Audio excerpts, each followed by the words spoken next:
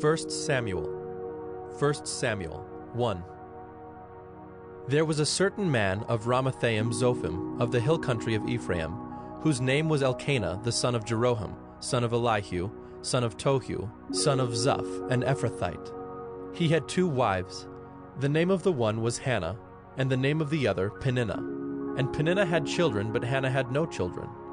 Now this man used to go up year by year from his city to worship and to sacrifice to the Lord of hosts at Shiloh, where the 2 sons of Eli, Hophni and Phinehas, were priests of the Lord. On the day when Elkanah sacrificed, he would give portions to Peninnah his wife, and to all her sons and daughters. But to Hannah he gave a double portion, because he loved her, though the Lord had closed her womb. And her rival used to provoke her grievously to irritate her, because the Lord had closed her womb. So it went on year by year. As often as she went up to the house of the Lord, she used to provoke her. Therefore Hannah wept and would not eat.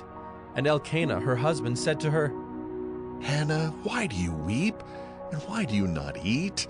And why is your heart sad? Am I not more to you than 10 sons? After they had eaten and drunk in Shiloh, Hannah rose. Now Eli the priest was sitting on the seat beside the doorpost of the temple of the Lord. She was deeply distressed, and prayed to the Lord, and wept bitterly. And she vowed a vow, and said, O Lord of hosts, if you will indeed look on the affliction of your servant, and remember me, and not forget your servant, but will give to your servant a son, then I will give him to the Lord all the days of his life, and no razor shall touch his head. As she continued praying before the Lord, Eli observed her mouth. Hannah was speaking in her heart, only her lips moved, and her voice was not heard. Therefore Eli took her to be a drunken woman, and Eli said to her, How long will you go on being drunk? Put your wine away from you. But Hannah answered, No, my lord, I am a woman troubled in spirit. I have drunk neither wine nor strong drink, but I have been pouring out my soul before the Lord. Do not regard your servant as a worthless woman, for all along I have been speaking out of my great anxiety and vexation. Then Eli answered, Go in peace, and the God of Israel grant your petition that you have made to him. And she said, Let your servant find favor in your eyes. Then the woman went her way and ate, and her face was no longer sad. They rose early in the morning and worshipped before the Lord. Then they went back to their house at Ramah, and Elkanah knew Hannah his wife, and the Lord remembered her. And in due time Hannah conceived and bore a son, and she called his name Samuel, for she said, I have asked for him from the Lord. The man Elkanah and all his house went up to offer to the Lord the yearly sacrifice, and to pay his vow. But Hannah did not go up, for she said to her husband, As soon as the child is weaned, I will bring him, so that he may appear in the presence of the Lord, and dwell there forever. Elkanah her husband said to her, Do what seems best to you. Wait until you have weaned him. Only may the Lord establish his word. So the woman remained and nursed her son until she weaned him.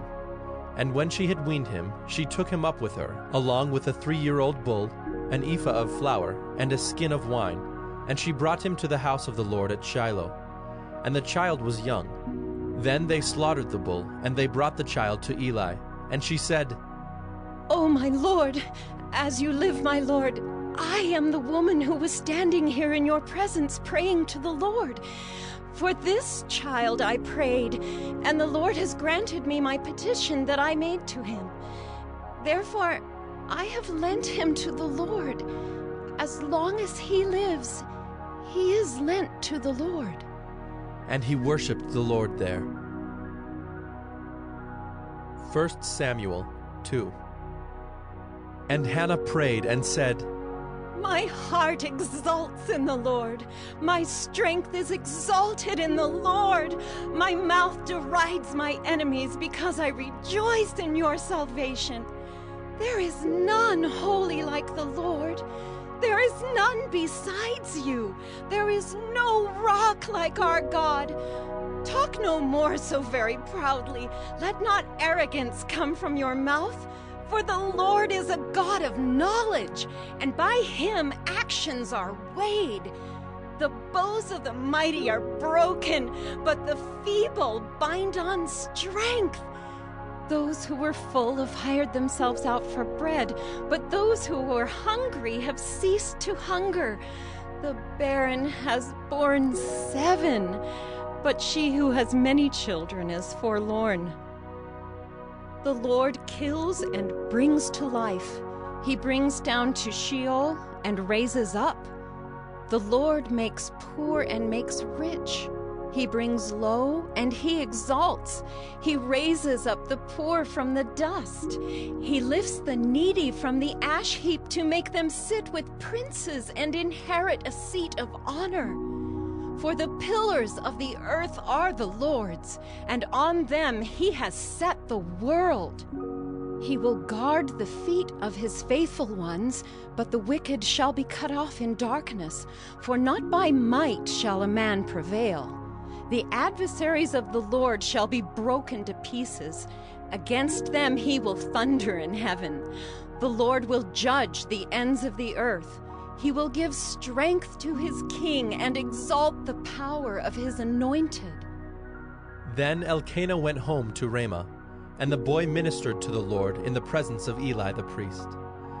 Now the sons of Eli were worthless men. They did not know the Lord. The custom of the priests with the people was that when any man offered sacrifice, the priest's servant would come while the meat was boiling, with a 3-pronged fork in his hand, and he would thrust it into the pan or kettle or cauldron or pot. All that the fork brought up, the priest would take for himself. This is what they did at Shiloh to all the Israelites who came there. Moreover, before the fat was burned, the priest's servant would come and say to the man who was sacrificing, "Give meat for the priest to roast, for he will not accept boiled meat from you, but only raw." And if the man said to him, "Let them burn the fat first, and then take as much as you wish," he would say, "No, you must give it now, and if not, I will take it by force." Thus the sin of the young men was very great in the sight of the Lord, for the men treated the offering of the Lord with contempt. Samuel was ministering before the Lord, a boy clothed with a linen ephod. And his mother used to make for him a little robe and take it to him each year when she went up with her husband to offer the yearly sacrifice. Then Eli would bless Elkanah and his wife and say, "May the Lord give you children by this woman, for the petition she asked of the Lord." So then they would return to their home. Indeed, the Lord visited Hannah, and she conceived and bore 3 sons and 2 daughters. And the young man Samuel grew in the presence of the Lord. Now Eli was very old, and he kept hearing all that his sons were doing to all Israel, and how they lay with the women who were serving at the entrance to the tent of meeting.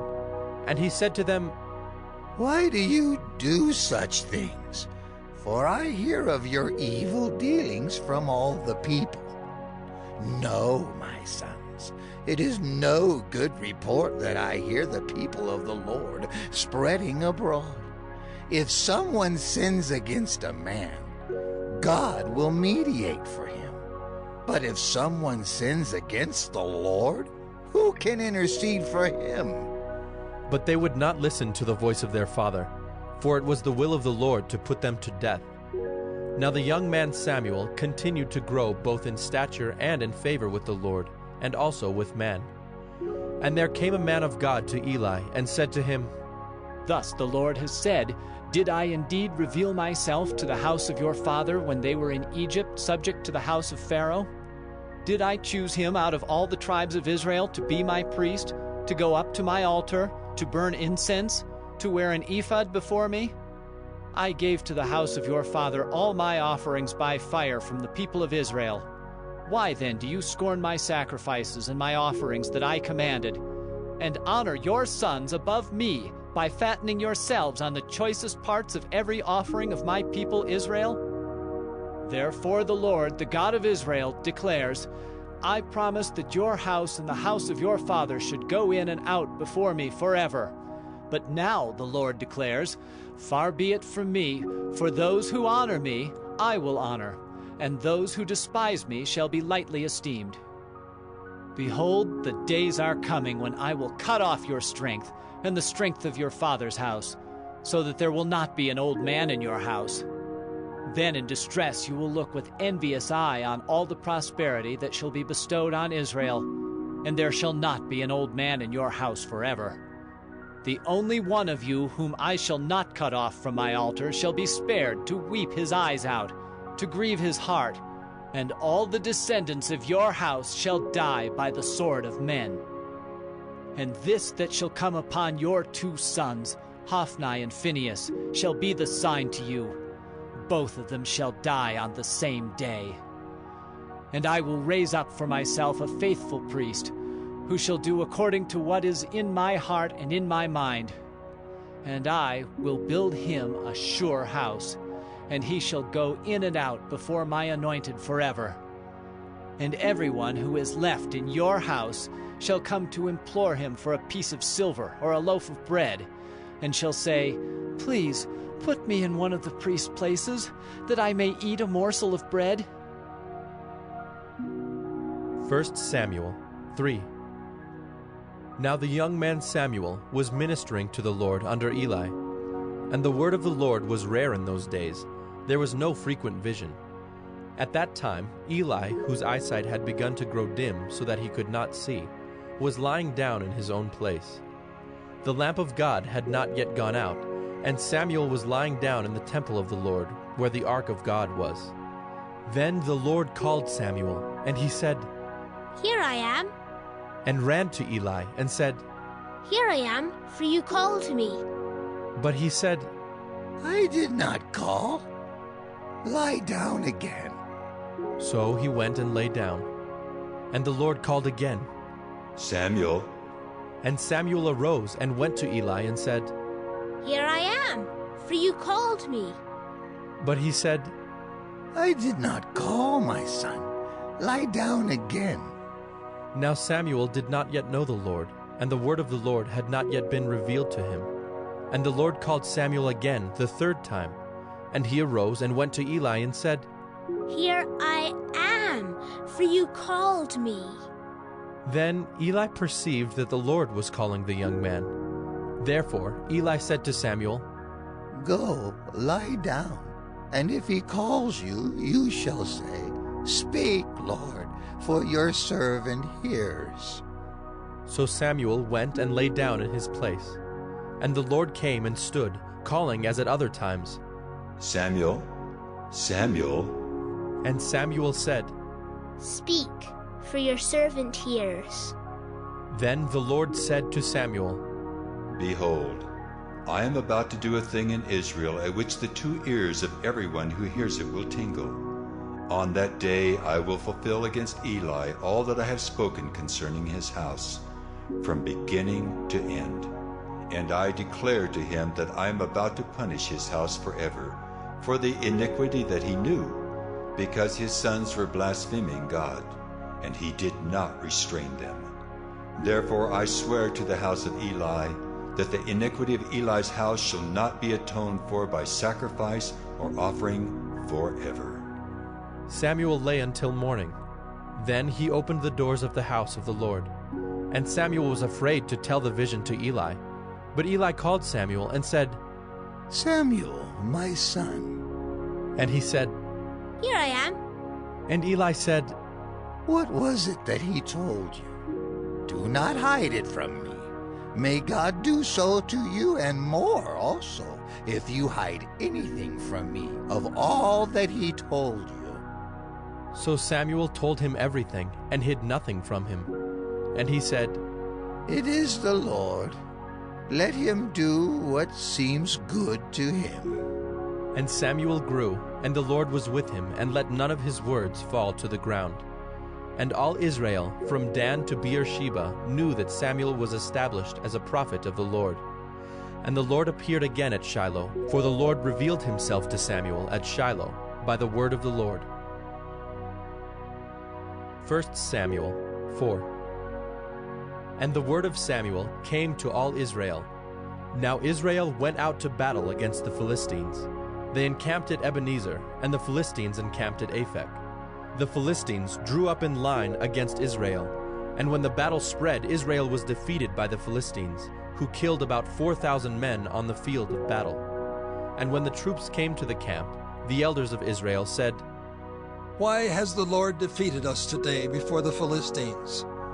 Let us bring the ark of the covenant of the Lord here from Shiloh, that it may come among us and save us from the power of our enemies." So the people sent to Shiloh, and brought from there the ark of the covenant of the Lord of hosts, who is enthroned on the cherubim. And the two sons of Eli, Hophni and Phinehas, were there with the ark of the covenant of God. As soon as the ark of the covenant of the Lord came into the camp, all Israel gave a mighty shout, so that the earth resounded. And when the Philistines heard the noise of the shouting, they said, "What does this great shouting in the camp of the Hebrews mean?" And when they learned that the ark of the Lord had come to the camp, the Philistines were afraid, for they said, "A god has come into the camp!" And they said, "Woe to us, for nothing like this has happened before. Woe to us! Who can deliver us from the power of these mighty gods? These are the gods who struck the Egyptians with every sort of plague in the wilderness. Take courage and be men, O Philistines, lest you become slaves to the Hebrews, as they have been to you. Be men and fight." So the Philistines fought, and Israel was defeated, and they fled, every man to his home. And there was a very great slaughter, for there fell of Israel 30,000 foot soldiers. And the ark of God was captured, and the two sons of Eli, Hophni and Phinehas, died. A man of Benjamin ran from the battle line and came to Shiloh the same day, with his clothes torn and with dirt on his head. When he arrived, Eli was sitting on his seat by the road watching, for his heart trembled for the ark of God. And when the man came into the city and told the news, all the city cried out. When Eli heard the sound of the outcry, he said, "What is this uproar?" Then the man hurried and came and told Eli. Now Eli was 98 years old, and his eyes were set so that he could not see. And the man said to Eli, "I am he who has come from the battle. I fled from the battle today." And he said, "How did it go, my son?" He who brought the news answered and said, "Israel has fled before the Philistines, and there has also been a great defeat among the people. Your two sons also, Hophni and Phinehas, are dead, and the ark of God has been captured."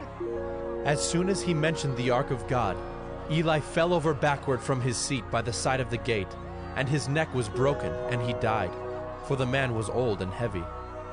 He had judged Israel 40 years. Now his daughter-in-law, the wife of Phinehas, was pregnant, about to give birth.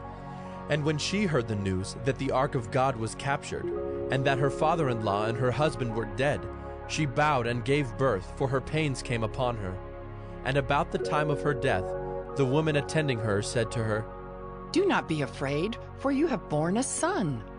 But she did not answer or pay attention, and she named the child Ichabod, saying, "The glory has departed from Israel," because the ark of God had been captured, and because of her father-in-law and her husband. And she said, "The glory has departed from Israel, for the ark of God has been captured."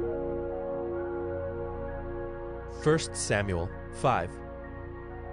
When the Philistines captured the ark of God, they brought it from Ebenezer to Ashdod. Then the Philistines took the ark of God and brought it into the house of Dagon, and set it up beside Dagon. And when the people of Ashdod rose early the next day, behold, Dagon had fallen face downward on the ground before the ark of the Lord. So they took Dagon and put him back in his place. But when they rose early on the next morning, behold, Dagon had fallen face downward on the ground before the ark of the Lord, and the head of Dagon and both his hands were lying cut off on the threshold. Only the trunk of Dagon was left to him. This is why the priests of Dagon, and all who enter the house of Dagon, do not tread on the threshold of Dagon in Ashdod to this day. The hand of the Lord was heavy against the people of Ashdod, and he terrified and afflicted them with tumors, both Ashdod and its territory. And when the men of Ashdod saw how things were, they said, The ark of the God of Israel must not remain with us, for his hand is hard against us and against Dagon our God. So they sent and gathered together all the lords of the Philistines, and said, What shall we do with the ark of the God of Israel? They answered, Let the ark of the God of Israel be brought around to Gath. So they brought the ark of the God of Israel there. But after they had brought it around, the hand of the Lord was against the city, causing a very great panic, and he afflicted the men of the city, both young and old, so that tumors broke out on them. So they sent the ark of God to Ekron.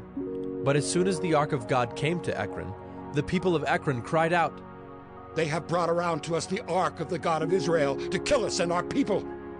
They sent, therefore, and gathered together all the lords of the Philistines, and said, Send away the ark of the God of Israel, and let it return to its own place, that it may not kill us and our people. For there was a deathly panic throughout the whole city. The hand of God was very heavy there.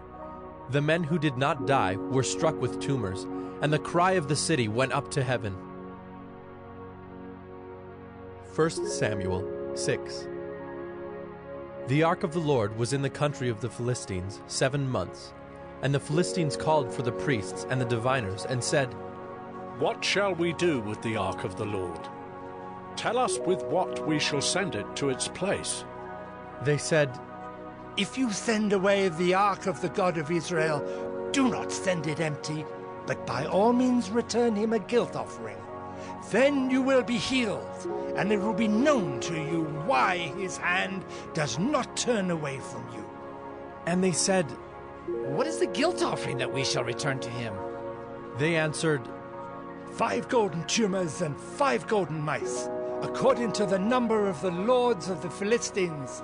For the same plague was on all of you and on your lords. So you must make images of your tumors and images of your mice that ravage the land, and give glory to the God of Israel. Perhaps he will lighten his hand from off you and your gods and your land. Why should you harden your hearts as the Egyptians and Pharaoh hardened their hearts? After he had dealt severely with them, did they not send the people away and they departed? Now then, take and prepare a new cart and 2 milk cows on which there has never come a yoke, and yoke the cows to the cart. But take their calves home away from them, and take the ark of the Lord, and place it on the cart, and put in a box at its side the figures of gold, which you are returning to him as a guilt offering. Then send it off, and let it go its way, and watch. If it goes up on the way to its own land, to Beth-Shemesh, then it is he who has done us this great harm. But if not, then we shall know that it is not his hand that struck us. It happened to us by coincidence. The men did so, and took 2 milk cows, and yoked them to the cart, and shut up their calves at home. And they put the ark of the Lord on the cart, and the box with the golden mice, and the images of their tumors. And the cows went straight in the direction of Beth-Shemesh, along one highway, lowing as they went. They turned neither to the right nor to the left, and the lords of the Philistines went after them as far as the border of Beth-Shemesh. Now the people of Beth-Shemesh were reaping their wheat harvest in the valley, and when they lifted up their eyes and saw the ark, they rejoiced to see it. The cart came into the field of Joshua of Beth-Shemesh and stopped there. A great stone was there, and they split up the wood of the cart and offered the cows as a burnt offering to the Lord. And the Levites took down the ark of the Lord, and the box that was beside it, in which were the golden figures, and set them upon the great stone. And the men of Beth-Shemesh offered burnt offerings and sacrificed sacrifices on that day to the Lord. And when the 5 lords of the Philistines saw it, they returned that day to Ekron. These are the golden tumors that the Philistines returned as a guilt offering to the Lord: 1 for Ashdod, 1 for Gaza, 1 for Ashkelon, 1 for Gath, 1 for Ekron, and the golden mice according to the number of all the cities of the Philistines, belonging to the 5 lords, both fortified cities and unwalled villages. The great stone beside which they set down the ark of the Lord is a witness to this day in the field of Joshua of Beth-Shemesh.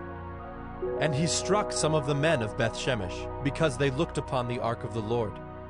He struck 70 men of them, and the people mourned because the Lord had struck the people with a great blow. Then the men of Beth-Shemesh said, Who is able to stand before the Lord, this holy God? And to whom shall he go up away from us? So they sent messengers to the inhabitants of Kiriath-Jearim, saying, The Philistines have returned the ark of the Lord. Come down and take it up to you. 1 Samuel 7. And the men of Kiriath-Jearim came and took up the ark of the Lord, and brought it to the house of Abinadab on the hill. And they consecrated his son Eleazar to have charge of the ark of the Lord. From the day that the ark was lodged at Kiriath-Jearim, a long time passed, some 20 years, and all the house of Israel lamented after the Lord. And Samuel said to all the house of Israel, If you are returning to the Lord with all your heart, then put away the foreign gods and the Ashtaroth from among you, and direct your heart to the Lord and serve him only, and he will deliver you out of the hand of the Philistines. So the people of Israel put away the Baals and the Ashtaroth, and they served the Lord only. Then Samuel said, Gather all Israel at Mizpah, and I will pray to the Lord for you. So they gathered at Mizpah, and drew water and poured it out before the Lord, and fasted on that day, and said there, We have sinned against the Lord.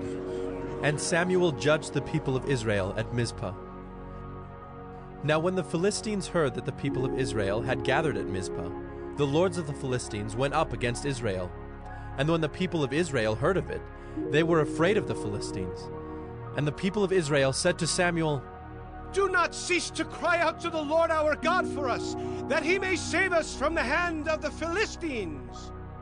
So Samuel took a nursing lamb and offered it as a whole burnt offering to the Lord. And Samuel cried out to the Lord for Israel, and the Lord answered him. As Samuel was offering up the burnt offering, the Philistines drew near to attack Israel. But the Lord thundered with a mighty sound that day against the Philistines, and threw them into confusion, and they were routed before Israel. And the men of Israel went out from Mizpah, and pursued the Philistines, and struck them as far as below Bethkar. Then Samuel took a stone, and set it up between Mizpah and Shen, and called its name Ebenezer. For he said, Till now the Lord has helped us. So the Philistines were subdued, and did not again enter the territory of Israel. And the hand of the Lord was against the Philistines all the days of Samuel. The cities that the Philistines had taken from Israel were restored to Israel, from Ekron to Gath, and Israel delivered their territory from the hand of the Philistines. There was peace also between Israel and the Amorites. Samuel judged Israel all the days of his life, and he went on a circuit year by year to Bethel, Gilgal, and Mizpah, and he judged Israel in all these places. Then he would return to Ramah, for his home was there, and there also he judged Israel. And he built there an altar to the Lord. 1 Samuel 8. When Samuel became old, he made his sons judges over Israel. The name of his firstborn son was Joel, and the name of his second Abijah. They were judges in Beersheba. Yet his sons did not walk in his ways, but turned aside after gain. They took bribes and perverted justice. Then all the elders of Israel gathered together, and came to Samuel at Ramah, and said to him, Behold, you are old, and your sons do not walk in your ways. Now appoint for us a king to judge us like all the nations. But the thing displeased Samuel when they said, Give us a king to judge us. And Samuel prayed to the Lord. And the Lord said to Samuel, Obey the voice of the people in all that they say to you, for they have not rejected you, but they have rejected me from being king over them, according to all the deeds that they have done, from the day I brought them up out of Egypt even to this day, forsaking me and serving other gods, so they are also doing to you. Now then obey their voice. Only you shall solemnly warn them and show them the ways of the king who shall reign over them. So Samuel told all the words of the Lord to the people who were asking for a king from him. He said, These will be the ways of the king who will reign over you. He will take your sons and appoint them to his chariots, and to be his horsemen, and to run before his chariots. And he will appoint for himself commanders of thousands and commanders of 50s, and some to plow his ground and to reap his harvest, and to make his implements of war and the equipment of his chariots. He will take your daughters to be perfumers and cooks and bakers. He will take the best of your fields and vineyards and olive orchards and give them to his servants. He will take the 10th of your grain and of your vineyards and give it to his officers and to his servants. He will take your male servants and female servants and the best of your young men and your donkeys and put them to his work. He will take the 10th of your flocks, and you shall be his slaves. And in that day you will cry out because of your king, whom you have chosen for yourselves, but the Lord will not answer you in that day. But the people refused to obey the voice of Samuel, and they said, No, but there shall be a king over us, that we also may be like all the nations, and that our king may judge us and go out before us and fight our battles. And when Samuel had heard all the words of the people, he repeated them in the ears of the Lord. And the Lord said to Samuel, Obey their voice and make them a king. Samuel then said to the men of Israel, Go, every man to his city. 1 Samuel 9. There was a man of Benjamin whose name was Kish, the son of Abiel, son of Zerah, son of Bechorath, son of Aphiah, a Benjaminite, a man of wealth. And he had a son whose name was Saul, a handsome young man. There was not a man among the people of Israel more handsome than he. From his shoulders upward he was taller than any of the people. Now the donkeys of Kish, Saul's father, were lost. So Kish said to Saul his son, Take one of the young men with you, and arise. Go and look for the donkeys. And he passed through the hill country of Ephraim, and passed through the land of Shalisha, but they did not find them. And they passed through the land of Shalem, but they were not there. Then they passed through the land of Benjamin, but did not find them. When they came to the land of Zuph, Saul said to his servant who was with him, Come, let us go back, lest my father cease to care about the donkeys and become anxious about us. But he said to him, Behold, there is a man of God in this city, and he is a man who is held in honor. All that he says comes true. So now let us go there. Perhaps he can tell us the way we should go. Then Saul said to his servant, But if we go, what can we bring the man? For the bread in our sacks is gone, and there is no present to bring to the man of God. What do we have? The servant answered Saul again, Here, I have with me a quarter of a shekel of silver, and I will give it to the man of God to tell us our way. Formerly in Israel, when a man went to inquire of God, he said, Come, let us go to the seer, for today's prophet was formerly called a seer. And Saul said to his servant, Well said. Come, let us go. So they went to the city where the man of God was. As they went up the hill to the city, they met young women coming out to draw water, and said to them, Is the seer here? They answered, He is. Behold, he is just ahead of you. Hurry! He has come just now to the city, because the people have a sacrifice today on the high place. As soon as you enter the city, you will find him before he goes up to the high place to eat. For the people will not eat till he comes, since he must bless the sacrifice. Afterward, those who are invited will eat. Now go up, for you will meet him immediately. So they went up to the city. As they were entering the city, they saw Samuel coming out toward them on his way up to the high place. Now the day before Saul came, the Lord had revealed to Samuel, Tomorrow, about this time, I will send to you a man from the land of Benjamin, and you shall anoint him to be prince over my people Israel. He shall save my people from the hand of the Philistines. For I have seen my people, because their cry has come to me. When Samuel saw Saul, the Lord told him, Here is the man of whom I spoke to you. He it is who shall restrain my people. Then Saul approached Samuel in the gate and said, Tell me, where is the house of the seer? Samuel answered Saul, I am the seer. Go up before me to the high place. For today you shall eat with me, and in the morning I will let you go and will tell you all that is on your mind. As for your donkeys that were lost 3 days ago, do not set your mind on them, for they have been found. And for whom is all that is desirable in Israel? Is it not for you and for all your father's house? Saul answered, Am I not a Benjaminite, from the least of the tribes of Israel? And is not my clan the humblest of all the clans of the tribe of Benjamin? Why then have you spoken to me in this way? Then Samuel took Saul and his young men, and brought them into the hall, and gave them a place at the head of those who had been invited, who were about 30 persons. And Samuel said to the cook, Bring the portion I gave you, of which I said to you, put it aside. So the cook took up the leg and what was on it, and set them before Saul. And Samuel said, See, what was kept is set before you. Eat, because it was kept for you until the hour appointed, that you might eat with the guests. So Saul ate with Samuel that day.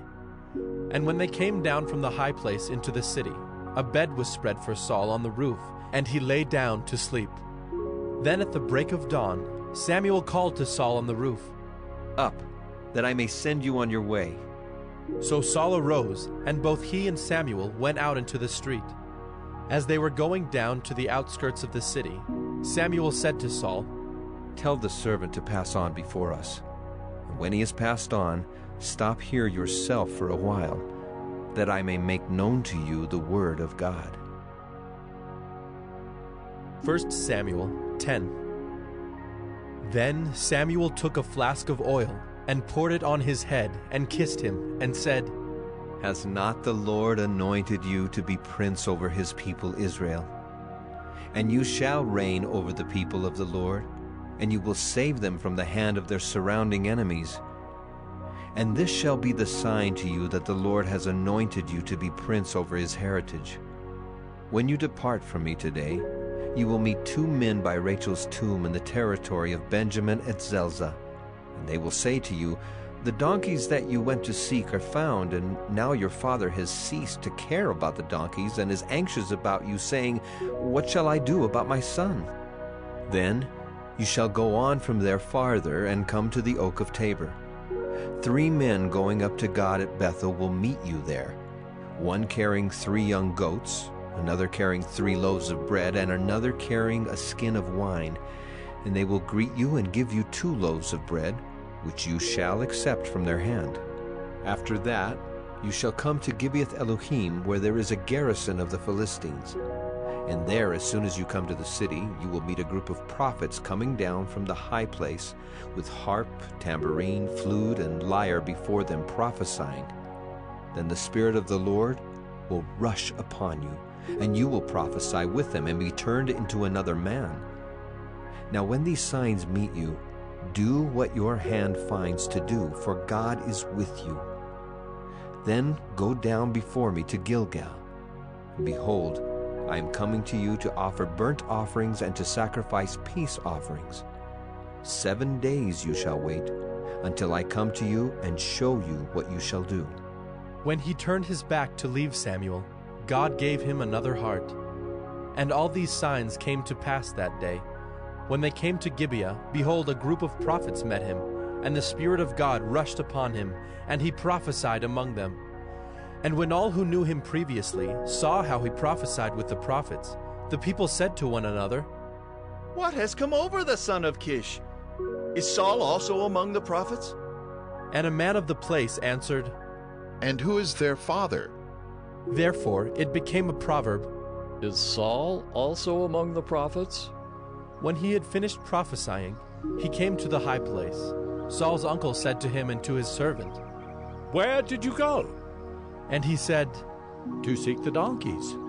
And when we saw they were not to be found, we went to Samuel. And Saul's uncle said, Please tell me what Samuel said to you. And Saul said to his uncle, He told us plainly that the donkeys had been found. But about the matter of the kingdom, of which Samuel had spoken, he did not tell him anything. Now Samuel called the people together to the Lord at Mizpah, and he said to the people of Israel, Thus says the Lord, the God of Israel, I brought up Israel out of Egypt, and I delivered you from the hand of the Egyptians and from the hand of all the kingdoms that were oppressing you. But today you have rejected your God, who saves you from all your calamities and your distresses. And you have said to him, Set a king over us. Now therefore present yourselves before the Lord by your tribes and by your thousands." Then Samuel brought all the tribes of Israel near, and the tribe of Benjamin was taken by lot.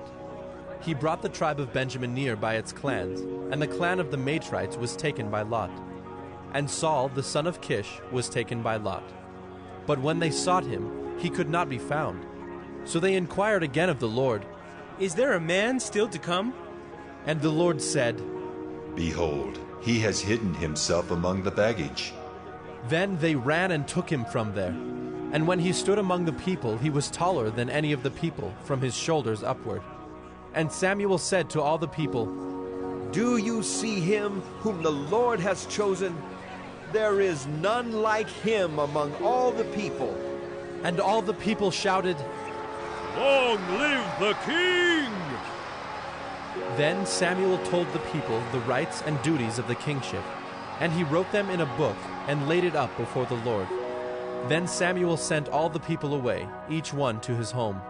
Saul also went to his home at Gibeah, and with him went men of valor, whose hearts God had touched. But some worthless fellows said, "How can this man save us?" And they despised him and brought him no present. But he held his peace. 1 Samuel 11. Then Nahash the Ammonite went up and besieged Jabesh-gilead. And all the men of Jabesh said to Nahash, "Make a treaty with us, and we will serve you."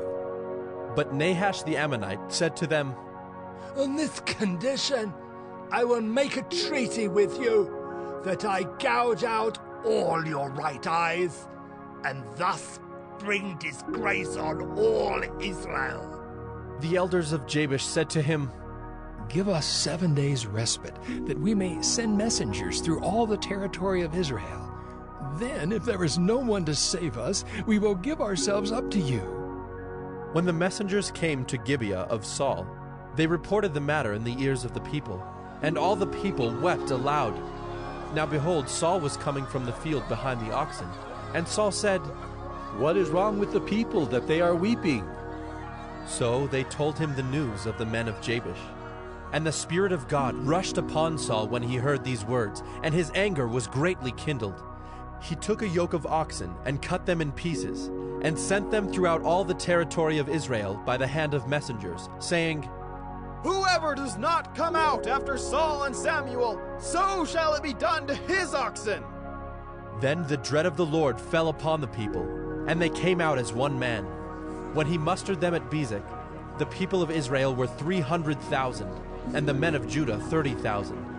And they said to the messengers who had come, "Thus shall you say to the men of Jabesh-gilead, Tomorrow by the time the sun is hot, you shall have deliverance." When the messengers came and told the men of Jabesh, they were glad. Therefore the men of Jabesh said, "Tomorrow we will give ourselves up to you, and you may do to us whatever seems good to you." And the next day Saul put the people in 3 companies. And they came into the midst of the camp in the morning watch, and struck down the Ammonites until the heat of the day. And those who survived were scattered, so that no 2 of them were left together. Then the people said to Samuel, "Who is it that said, 'Shall Saul reign over us?' Bring the men, that we may put them to death." But Saul said, "Not a man shall be put to death this day, for today the Lord has worked salvation in Israel." Then Samuel said to the people, "Come, let us go to Gilgal, and there renew the kingdom." So all the people went to Gilgal, and there they made Saul king before the Lord in Gilgal. There they sacrificed peace offerings before the Lord, and there Saul and all the men of Israel rejoiced greatly. 1 Samuel 12. And Samuel said to all Israel, "Behold, I have obeyed your voice in all that you have said to me, and have made a king over you. And now, behold, the king walks before you, and I am old and gray, and behold, my sons are with you. I have walked before you from my youth until this day. Here I am, testify against me before the Lord and before his anointed. Whose ox have I taken? Or whose donkey have I taken? Or whom have I defrauded? Whom have I oppressed? Or from whose hand have I taken a bribe to blind my eyes with it? Testify against me, and I will restore it to you." They said, "You have not defrauded us, or oppressed us, or taken anything from any man's hand." And he said to them, "The Lord is witness against you, and his anointed is witness this day that you have not found anything in my hand." And they said, "He is witness." And Samuel said to the people, "The Lord is witness, who appointed Moses and Aaron and brought your fathers up out of the land of Egypt. Now, therefore, stand still, that I may plead with you before the Lord concerning all the righteous deeds of the Lord that he performed for you and for your fathers. When Jacob went into Egypt and the Egyptians oppressed them, then your fathers cried out to the Lord, and the Lord sent Moses and Aaron, who brought your fathers out of Egypt and made them dwell in this place. But they forgot the Lord their God, and he sold them into the hand of Sisera, commander of the army of Hazor, and into the hand of the Philistines, and into the hand of the king of Moab. And they fought against them. And they cried out to the Lord and said, "We have sinned, because we have forsaken the Lord and have served the Baals and the Ashtaroth. But now deliver us out of the hand of our enemies, that we may serve you." And the Lord sent Jerubbaal and Barak and Jephthah and Samuel, and delivered you out of the hand of your enemies on every side, and you lived in safety. And when you saw that Nahash the king of the Ammonites came against you, you said to me, "No, but a king shall reign over us," when the Lord your God was your king. And now behold the king whom you have chosen, for whom you have asked. Behold, the Lord has set a king over you. If you will fear the Lord and serve him and obey his voice, and not rebel against the commandment of the Lord, and if both you and the king who reigns over you will follow the Lord your God, it will be well. But if you will not obey the voice of the Lord, but rebel against the commandment of the Lord, then the hand of the Lord will be against you and your king. Now therefore, stand still and see this great thing that the Lord will do before your eyes. Is it not wheat harvest today? I will call upon the Lord, that he may send thunder and rain, and you shall know and see that your wickedness is great, which you have done in the sight of the Lord, in asking for yourselves a king. So Samuel called upon the Lord, and the Lord sent thunder and rain that day. And all the people greatly feared the Lord and Samuel. And all the people said to Samuel, "Pray for your servants to the Lord your God, that we may not die. For we have added to all our sins this evil, to ask for ourselves a king." And Samuel said to the people, "Do not be afraid. You have done all this evil. Yet do not turn aside from following the Lord, but serve the Lord with all your heart. And do not turn aside after empty things that cannot profit or deliver, for they are empty. For the Lord will not forsake his people for his great name's sake, because it has pleased the Lord to make you a people for himself. Moreover, as for me, far be it from me that I should sin against the Lord by ceasing to pray for you, and I will instruct you in the good and the right way. Only fear the Lord and serve him faithfully with all your heart. For consider what great things he has done for you. But if you still do wickedly, you shall be swept away, both you and your king." 1 Samuel 13. Saul was years old when he began to reign, and he reigned 2 years over Israel. Saul chose 3,000 men of Israel. 2,000 were with Saul in Michmash and the hill country of Bethel, and 1,000 were with Jonathan in Gibeah of Benjamin. The rest of the people he sent home, every man to his tent. Jonathan defeated the garrison of the Philistines that was at Geba, and the Philistines heard of it. And Saul blew the trumpet throughout all the land, saying, "Let the Hebrews hear!"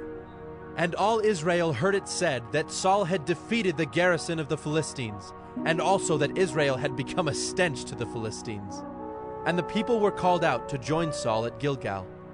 And the Philistines mustered to fight with Israel 30,000 chariots and 6,000 horsemen and troops, like the sand on the seashore in multitude. They came up and encamped in Michmash to the east of Bethaven. When the men of Israel saw that they were in trouble, for the people were hard pressed, the people hid themselves in caves and in holes and in rocks and in tombs and in cisterns. And some Hebrews crossed the fords of the Jordan to the land of Gad and Gilead. Saul was still at Gilgal, and all the people followed him trembling. He waited 7 days, the time appointed by Samuel. But Samuel did not come to Gilgal, and the people were scattering from him. So Saul said, "Bring the burnt offering here to me, and the peace offerings." And he offered the burnt offering. As soon as he had finished offering the burnt offering, behold, Samuel came, and Saul went out to meet him and greet him. Samuel said, "What have you done?" And Saul said, "When I saw that the people were scattering from me, and that you did not come within the days appointed, and that the Philistines had mustered at Michmash, I said, now the Philistines will come down against me at Gilgal, and I have not sought the favor of the Lord. So I forced myself and offered the burnt offering." And Samuel said to Saul, "You have done foolishly. You have not kept the command of the Lord your God with which he commanded you. For then the Lord would have established your kingdom over Israel forever. But now your kingdom shall not continue. The Lord has sought out a man after his own heart, and the Lord has commanded him to be prince over his people, because you have not kept what the Lord commanded you." And Samuel arose and went up from Gilgal. The rest of the people went up after Saul to meet the army. They went up from Gilgal to Gibeah of Benjamin, and Saul numbered the people who were present with him, about 600 men. And Saul and Jonathan his son, and the people who were present with them, stayed in Gibeah of Benjamin, but the Philistines encamped in Michmash. And raiders came out of the camp of the Philistines in 3 companies. One company turned toward Ophrah to the land of Shual, another company turned toward Beth-horon, and another company turned toward the border that looks down on the valley of Zeboim, toward the wilderness. Now there was no blacksmith to be found throughout all the land of Israel, for the Philistines said, "Lest the Hebrews make themselves swords or spears." But every one of the Israelites went down to the Philistines to sharpen his plowshare, his mattock, his axe, or his sickle. And the charge was 2/3 of a shekel for the plowshares and for the mattocks, and 1/3 of a shekel for sharpening the axes and for setting the goads. So on the day of the battle, there was neither sword nor spear found in the hand of any of the people with Saul and Jonathan, but Saul and Jonathan his son had them. And the garrison of the Philistines went out to the pass of Michmash. 1 Samuel 14. One day Jonathan, the son of Saul, said to the young man who carried his armor, "Come, let us go over to the Philistine garrison on the other side." But he did not tell his father. Saul was staying in the outskirts of Gibeah in the pomegranate cave at Migron. The people who were with him were about 600 men, including Ahijah the son of Ahitub, Ichabod's brother, son of Phinehas, son of Eli, the priest of the Lord in Shiloh, wearing an ephod. And the people did not know that Jonathan had gone. Within the passes by which Jonathan sought to go over to the Philistine garrison, there was a rocky crag on the one side and a rocky crag on the other side. The name of the one was Bozez, and the name of the other Seneh. The one crag rose on the north in front of Michmash, and the other on the south in front of Geba. Jonathan said to the young man who carried his armor, "Come, let us go over to the garrison of these uncircumcised. It may be that the Lord will work for us, for nothing can hinder the Lord from saving by many or by few." And his armor-bearer said to him, "Do all that is in your heart. Do as you wish. Behold, I am with you heart and soul." Then Jonathan said, "Behold, we will cross over to the men, and we will show ourselves to them. If they say to us, 'Wait until we come to you,' then we will stand still in our place, and we will not go up to them. But if they say, 'Come up to us,' then we will go up, for the Lord has given them into our hand, and this shall be the sign to us." So both of them showed themselves to the garrison of the Philistines. And the Philistines said, "Look, Hebrews are coming out of the holes where they have hidden themselves." And the men of the garrison hailed Jonathan and his armor-bearer, and said, "Come up to us, and we will show you a thing." And Jonathan said to his armor-bearer, "Come up after me, for the Lord has given them into the hand of Israel." Then Jonathan climbed up on his hands and feet, and his armor-bearer after him. And they fell before Jonathan, and his armor-bearer killed them after him. And that first strike which Jonathan and his armor-bearer made killed about 20 men within, as it were half a furrow's length in an acre of land. And there was a panic in the camp, in the field, and among all the people. The garrison and even the raiders trembled, the earth quaked, and it became a very great panic. And the watchmen of Saul and Gibeah of Benjamin looked, and behold, the multitude was dispersing here and there. Then Saul said to the people who were with him, "Count, and see who has gone from us." And when they had counted, behold, Jonathan and his armor-bearer were not there. So Saul said to Ahijah, "Bring the ark of God here." For the ark of God went at that time with the people of Israel. Now while Saul was talking to the priest, the tumult in the camp of the Philistines increased more and more. So Saul said to the priest, "Withdraw your hand." Then Saul and all the people who were with him rallied and went into the battle. And behold, every Philistine's sword was against his fellow, and there was very great confusion. Now the Hebrews who had been with the Philistines before that time, and who had gone up with them into the camp, even they also turned to be with the Israelites who were with Saul and Jonathan. Likewise, when all the men of Israel who had hidden themselves in the hill country of Ephraim heard that the Philistines were fleeing, they too followed hard after them in the battle. So the Lord saved Israel that day, and the battle passed beyond Beth-aven. And the men of Israel had been hard pressed that day. So Saul had laid an oath on the people, saying, "Cursed be the man who eats food until it is evening, and I am avenged on my enemies." So none of the people had tasted food. Now when all the people came to the forest, behold, there was honey on the ground. And when the people entered the forest, behold, the honey was dropping. But no one put his hand to his mouth, for the people feared the oath.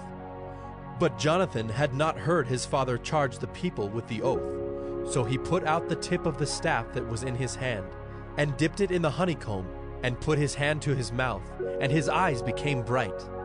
Then one of the people said, "Your father strictly charged the people with an oath, saying, 'Cursed be the man who eats food this day.'"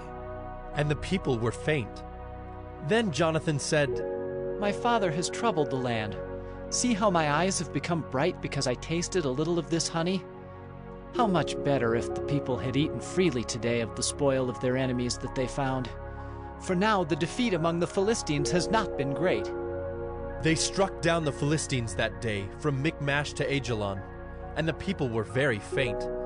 The people pounced on the spoil, and took sheep and oxen and calves, and slaughtered them on the ground, and the people ate them with the blood.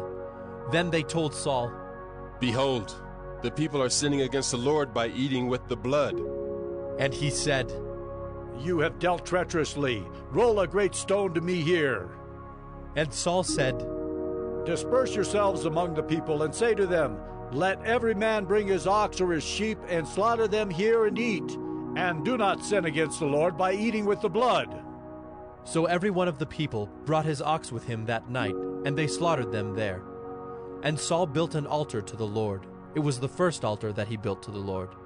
Then Saul said, "Let us go down after the Philistines by night, and plunder them until the morning light. Let us not leave a man of them." And they said, "Do whatever seems good to you." But the priest said, "Let us draw near to God here." And Saul inquired of God, "Shall I go down after the Philistines? Will you give them into the hand of Israel?" But he did not answer him that day. And Saul said, "Come here, all you leaders of the people, and know and see how this sin has arisen today. For as the Lord lives who saves Israel, though it be in Jonathan my son, he shall surely die." But there was not a man among the people who answered him. Then he said to all Israel, "You shall be on one side, and I and Jonathan my son will be on the other side."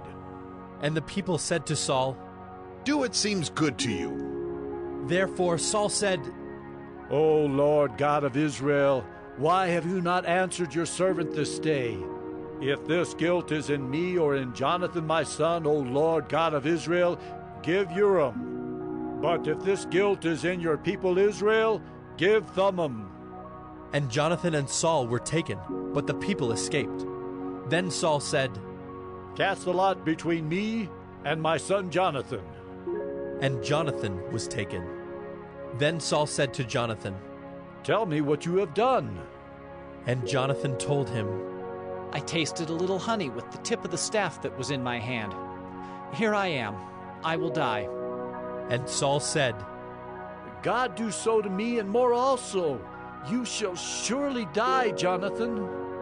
Then the people said to Saul, Shall Jonathan die, who has worked this great salvation in Israel? Far from it. As the Lord lives, there shall not one hair of his head fall to the ground, for he has worked with God this day. So the people ransomed Jonathan, so that he did not die. Then Saul went up from pursuing the Philistines, and the Philistines went to their own place. When Saul had taken the kingship over Israel, he fought against all his enemies on every side, against Moab, against the Ammonites, against Edom, against the kings of Zobah, and against the Philistines. Wherever he turned, he routed them. And he did valiantly, and struck the Amalekites, and delivered Israel out of the hands of those who plundered them. Now the sons of Saul were Jonathan, Ishvi, and Malchishua, and the names of his 2 daughters were these. The name of the firstborn was Merab, and the name of the younger, Michal. And the name of Saul's wife was Ahinoam, the daughter of Ahimaaz. And the name of the commander of his army was Abner, the son of Ner, Saul's uncle. Kish was the father of Saul, and Ner, the father of Abner, was the son of Abiel. There was hard fighting against the Philistines all the days of Saul. And when Saul saw any strong man, or any valiant man, he attached him to himself. 1 Samuel 15. And Samuel said to Saul, The Lord sent me to anoint you king over his people Israel. Now therefore listen to the words of the Lord. Thus says the Lord of hosts, I have noted what Amalek did to Israel in opposing them on the way when they came up out of Egypt. Now go and strike Amalek and devote to destruction all that they have. Do not spare them, but kill both man and woman, child and infant, ox and sheep, camel and donkey. So Saul summoned the people and numbered them in Telaim, 200,000 men on foot, and 10,000 men of Judah. And Saul came to the city of Amalek, and lay in wait in the valley. Then Saul said to the Kenites, Go, depart, go down from among the Amalekites, lest I destroy you with them. For you showed kindness to all the people of Israel when they came up out of Egypt. So the Kenites departed from among the Amalekites. And Saul defeated the Amalekites from Havilah as far as Shur, which is east of Egypt. And he took Agag, the king of the Amalekites, alive, and devoted to destruction all the people with the edge of the sword. But Saul and the people spared Agag and the best of the sheep, and of the oxen, and of the fattened calves and the lambs, and all that was good, and would not utterly destroy them. All that was despised and worthless they devoted to destruction. The word of the Lord came to Samuel. I regret that I have made Saul king, for he has turned back from following me and has not performed my commandments. And Samuel was angry, and he cried to the Lord all night. And Samuel rose early to meet Saul in the morning. And it was told Samuel, Saul came to Carmel, and behold, he set up a monument for himself, and turned and passed on, and went down to Gilgal. And Samuel came to Saul, and Saul said to him, Blessed be you to the Lord. I have performed the commandment of the Lord. And Samuel said, What then is this bleating of the sheep in my ears, and the lowing of the oxen that I hear? Saul said, They have brought them from the Amalekites, for the people spared the best of the sheep and of the oxen to sacrifice to the Lord your God, and the rest we have devoted to destruction. Then Samuel said to Saul, Stop. I will tell you what the Lord said to me this night. And he said to him, Speak. And Samuel said, Though you are little in your own eyes, are you not the head of the tribes of Israel? The Lord anointed you king over Israel. And the Lord sent you on a mission and said, Go, devote to destruction the sinners, the Amalekites, and fight against them until they are consumed. Why then did you not obey the voice of the Lord? Why did you pounce on the spoil and do what was evil in the sight of the Lord? And Saul said to Samuel, I have obeyed the voice of the Lord. I have gone on the mission on which the Lord sent me. I have brought Agag, the king of Amalek, and I have devoted the Amalekites to destruction. But the people took of the spoil sheep and oxen, the best of the things devoted to destruction, to sacrifice to the Lord your God in Gilgal. And Samuel said, Has the Lord as great delight in burnt offerings and sacrifices as in obeying the voice of the Lord? Behold, to obey is better than sacrifice, and to listen than the fat of rams. For rebellion is as the sin of divination, and presumption is as iniquity and idolatry. Because you have rejected the word of the Lord, he has also rejected you from being king. Saul said to Samuel, I have sinned, for I have transgressed the commandment of the Lord in your words, because I feared the people and obeyed their voice. Now therefore, please, pardon my sin and return with me, that I may worship the Lord. And Samuel said to Saul, I will not return with you, for you have rejected the word of the Lord, and the Lord has rejected you from being king over Israel. As Samuel turned to go away, Saul seized the skirt of his robe, and it tore. And Samuel said to him, The Lord has torn the kingdom of Israel from you this day, and has given it to a neighbor of yours who is better than you. And also the glory of Israel will not lie or have regret, for he is not a man that he should have regret. Then he said, I have sinned. Yet honor me now before the elders of my people and before Israel, and return with me, that I may bow before the Lord your God. So Samuel turned back after Saul, and Saul bowed before the Lord. Then Samuel said, Bring here to me Agag, the king of the Amalekites. And Agag came to him cheerfully. Agag said, Surely the bitterness of death is past. And Samuel said, As your sword has made women childless, so shall your mother be childless among women. And Samuel hacked Agag to pieces before the Lord in Gilgal. Then Samuel went to Ramah, and Saul went up to his house in Gibeah of Saul. And Samuel did not see Saul again until the day of his death. But Samuel grieved over Saul, and the Lord regretted that he had made Saul king over Israel. 1 Samuel 16. The Lord said to Samuel, How long will you grieve over Saul, since I have rejected him from being king over Israel? Fill your horn with oil and go. I will send you to Jesse the Bethlehemite, for I have provided for myself a king among his sons. And Samuel said, How can I go? If Saul hears it, he will kill me. And the Lord said, Take a heifer with you and say, I have come to sacrifice to the Lord. And invite Jesse to the sacrifice, and I will show you what you shall do. And you shall anoint for me him whom I declare to you. Samuel did what the Lord commanded, and came to Bethlehem.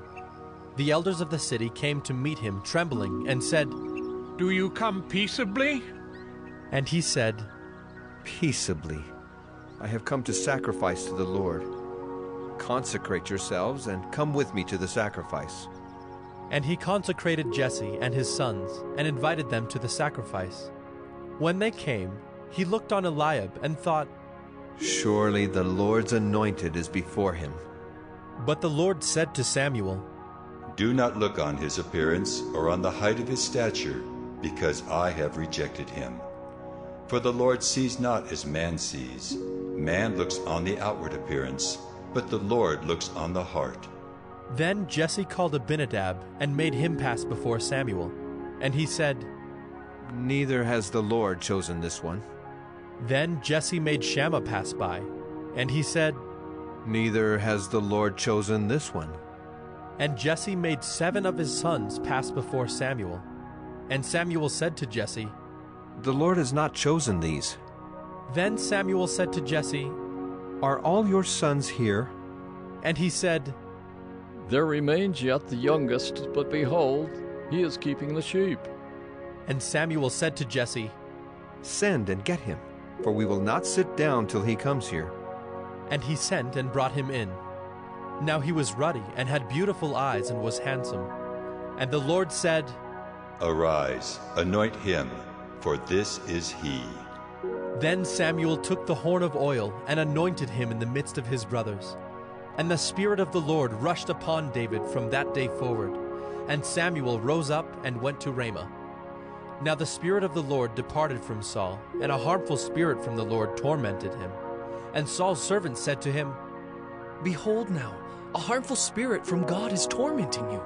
Let our Lord now command your servants who are before you to seek out a man who is skillful in playing the lyre. And when the harmful spirit from God is upon you, he will play it, and you will be well." So Saul said to his servants, "Provide for me a man who can play well, and bring him to me."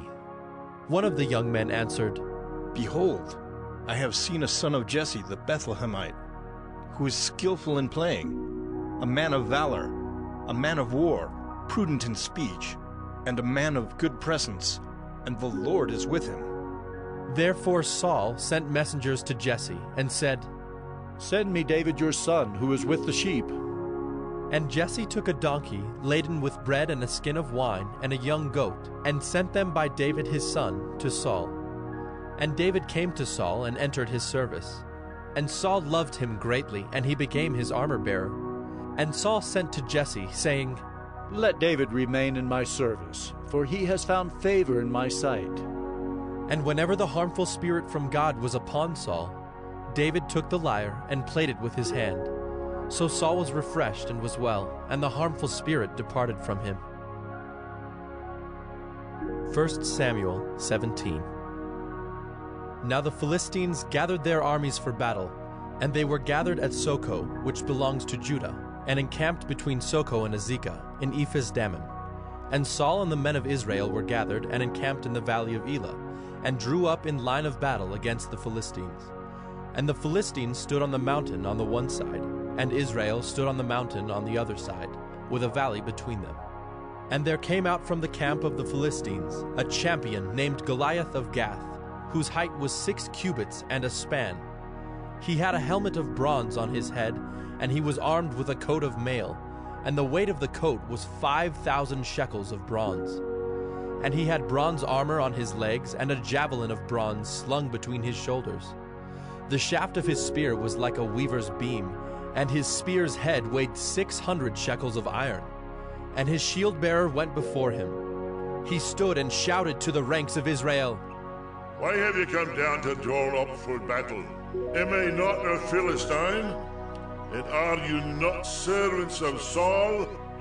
Choose a man for yourselves, and let him come down to me. If he is able to fight with me and kill me, then we will be your servants.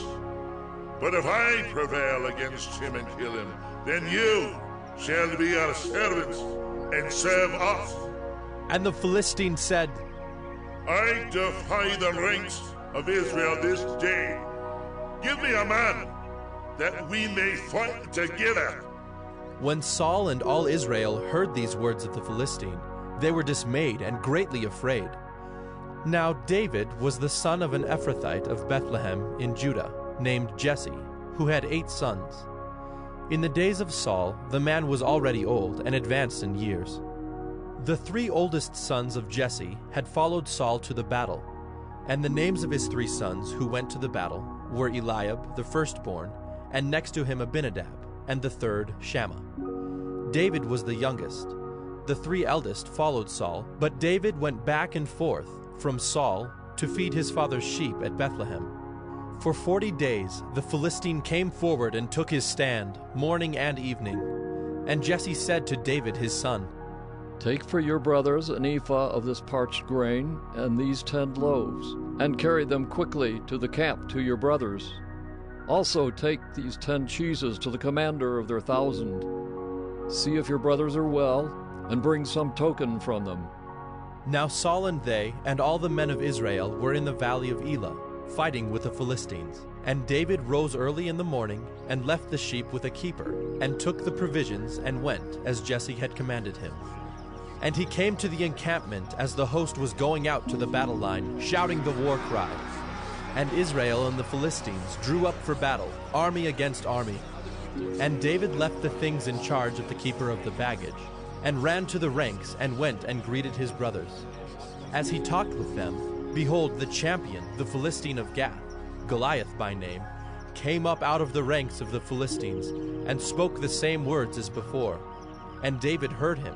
All the men of Israel, when they saw the man, fled from him, and were much afraid. And the men of Israel said, "Have you seen this man who has come up? Surely he has come up to defy Israel. And the king will enrich the man who kills him with great riches, and will give him his daughter, and make his father's house free in Israel."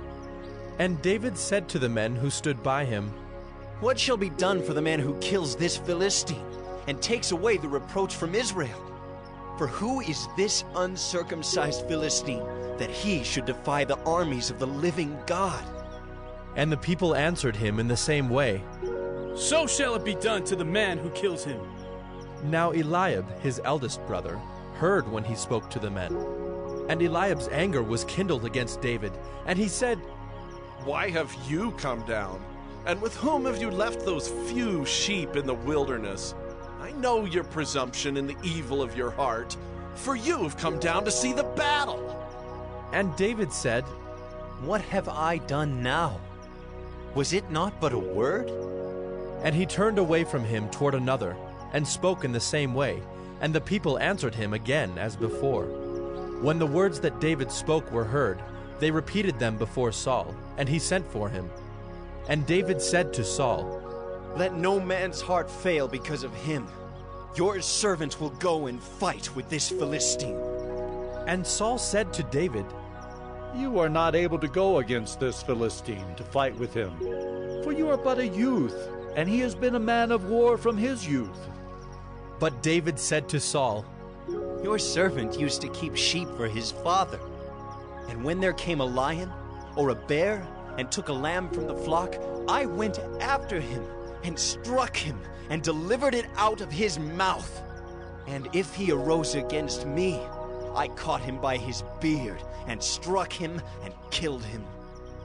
Your servant has struck down both lions and bears, and this uncircumcised Philistine shall be like one of them, for he has defied the armies of the living God." And David said, "The Lord who delivered me from the paw of the lion and from the paw of the bear will deliver me from the hand of this Philistine." And Saul said to David, "Go, and the Lord be with you." Then Saul clothed David with his armor. He put a helmet of bronze on his head, and clothed him with a coat of mail. And David strapped his sword over his armor. And he tried in vain to go, for he had not tested them. Then David said to Saul, "I cannot go with these, for I have not tested them." So David put them off. Then he took his staff in his hand, and chose 5 smooth stones from the brook, and put them in his shepherd's pouch. His sling was in his hand, and he approached the Philistine. And the Philistine moved forward and came near to David, with his shield-bearer in front of him. And when the Philistine looked and saw David, he disdained him, for he was but a youth, ruddy and handsome in appearance. And the Philistine said to David, "Am I a dog, that you come to me with sticks?" And the Philistine cursed David by his gods. The Philistine said to David, "Come to me, and I will give you flesh to the birds of the air, and to the beasts of the field." Then David said to the Philistine, "You come to me with a sword, and with a spear, and with a javelin, but I come to you in the name of the Lord of hosts, the God of the armies of Israel, whom you have defied. This day the Lord will deliver you into my hand, and I will strike you down and cut off your head. And I will give the dead bodies of the host of the Philistines this day to the birds of the air and to the wild beasts of the earth, that all the earth may know that there is a God in Israel, and that all this assembly may know that the Lord saves not with sword and spear, for the battle is the Lord's, and he will give you into our hand. When the Philistine arose and came and drew near to meet David, David ran quickly toward the battle line to meet the Philistine. And David put his hand in his bag and took out a stone and slung it and struck the Philistine on his forehead. The stone sank into his forehead, and he fell on his face to the ground. So David prevailed over the Philistine with a sling and with a stone, and struck the Philistine and killed him. There was no sword in the hand of David. Then David ran and stood over the Philistine, and took his sword and drew it out of its sheath, and killed him and cut off his head with it. When the Philistines saw that their champion was dead, they fled. And the men of Israel and Judah rose with a shout and pursued the Philistines as far as Gath and the gates of Ekron, so that the wounded Philistines fell on the way from Shaaraim as far as Gath and Ekron. And the people of Israel came back from chasing the Philistines, and they plundered their camp. And David took the head of the Philistine and brought it to Jerusalem, but he put his armor in his tent. As soon as Saul saw David go out against the Philistine, he said to Abner, the commander of the army, Abner, whose son is this youth? And Abner said, As your soul lives, O king, I do not know. And the king said, Inquire whose son the boy is. And as soon as David returned from the striking down of the Philistine, Abner took him and brought him before Saul with the head of the Philistine in his hand. And Saul said to him, Whose son are you, young man? And David answered, I am the son of your servant Jesse the Bethlehemite. 1 Samuel 18. As soon as he had finished speaking to Saul, the soul of Jonathan was knit to the soul of David, and Jonathan loved him as his own soul. And Saul took him that day and would not let him return to his father's house. Then Jonathan made a covenant with David, because he loved him as his own soul. And Jonathan stripped himself of the robe that was on him, and gave it to David, and his armor, and even his sword, and his bow, and his belt. And David went out and was successful wherever Saul sent him, so that Saul set him over the men of war. And this was good in the sight of all the people, and also in the sight of Saul's servants. As they were coming home, when David returned from striking down the Philistine, the women came out of all the cities of Israel, singing and dancing, to meet King Saul with tambourines, with songs of joy, and with musical instruments. And the women sang to one another as they celebrated, Saul has struck down his thousands, and David his 10,000s. And Saul was very angry, and this saying displeased him. He said, They have ascribed to David 10,000s, and to me they have ascribed thousands. And what more can he have but the kingdom? And Saul eyed David from that day on. The next day, a harmful spirit from God rushed upon Saul, and he raved within his house while David was playing the lyre, as he did day by day. Saul had his spear in his hand, and Saul hurled the spear, for he thought, I will pin David to the wall.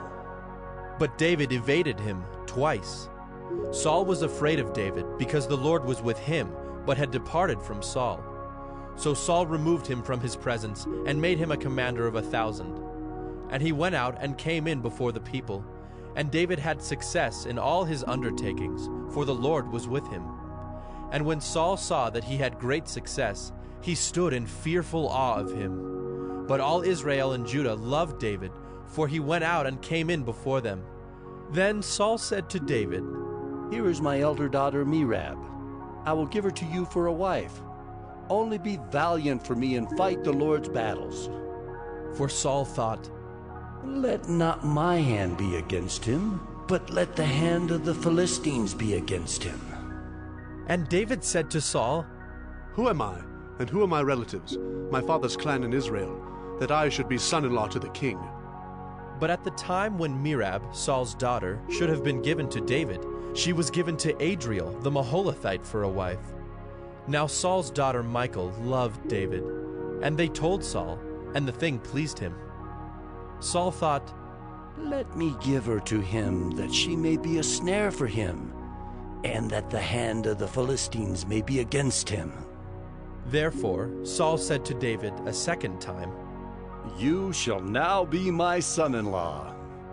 And Saul commanded his servants, Speak to David in private and say, Behold, the king has delight in you, and all his servants love you. Now then, become the king's son-in-law. And Saul's servants spoke those words in the ears of David. And David said, Does it seem to you a little thing to become the king's son-in-law, since I am a poor man and have no reputation? And the servants of Saul told him, Thus and so did David speak. Then Saul said, Thus shall you say to David, The king desires no bride price, except 100 foreskins of the Philistines, that he may be avenged of the king's enemies. Now Saul thought to make David fall by the hand of the Philistines.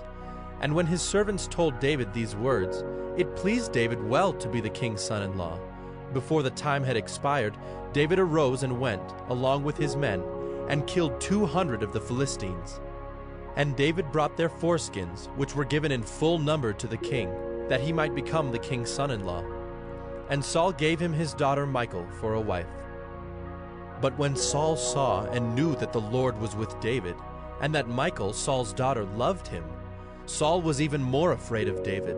So Saul was David's enemy continually.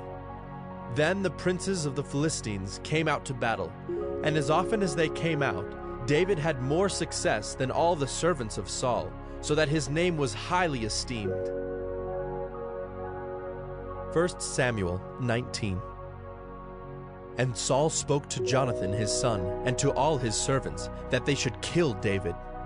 But Jonathan, Saul's son, delighted much in David. And Jonathan told David, Saul, my father, seeks to kill you. Therefore be on your guard in the morning. Stay in a secret place and hide yourself. And I will go out and stand beside my father in the field where you are. And I will speak to my father about you. And if I learn anything, I will tell you. And Jonathan spoke well of David to Saul his father, and said to him, Let not the king sin against his servant David, because he has not sinned against you, and because his deeds have brought good to you. For he took his life in his hand, and he struck down the Philistine. And the Lord worked a great salvation for all Israel. You saw it and rejoiced. Why then will you sin against innocent blood by killing David without cause? And Saul listened to the voice of Jonathan. Saul swore, As the Lord lives, he shall not be put to death. And Jonathan called David, and Jonathan reported to him all these things. And Jonathan brought David to Saul, and he was in his presence as before. And there was war again. And David went out and fought with the Philistines, and struck them with a great blow, so that they fled before him. Then a harmful spirit from the Lord came upon Saul, as he sat in his house with his spear in his hand. And David was playing the lyre.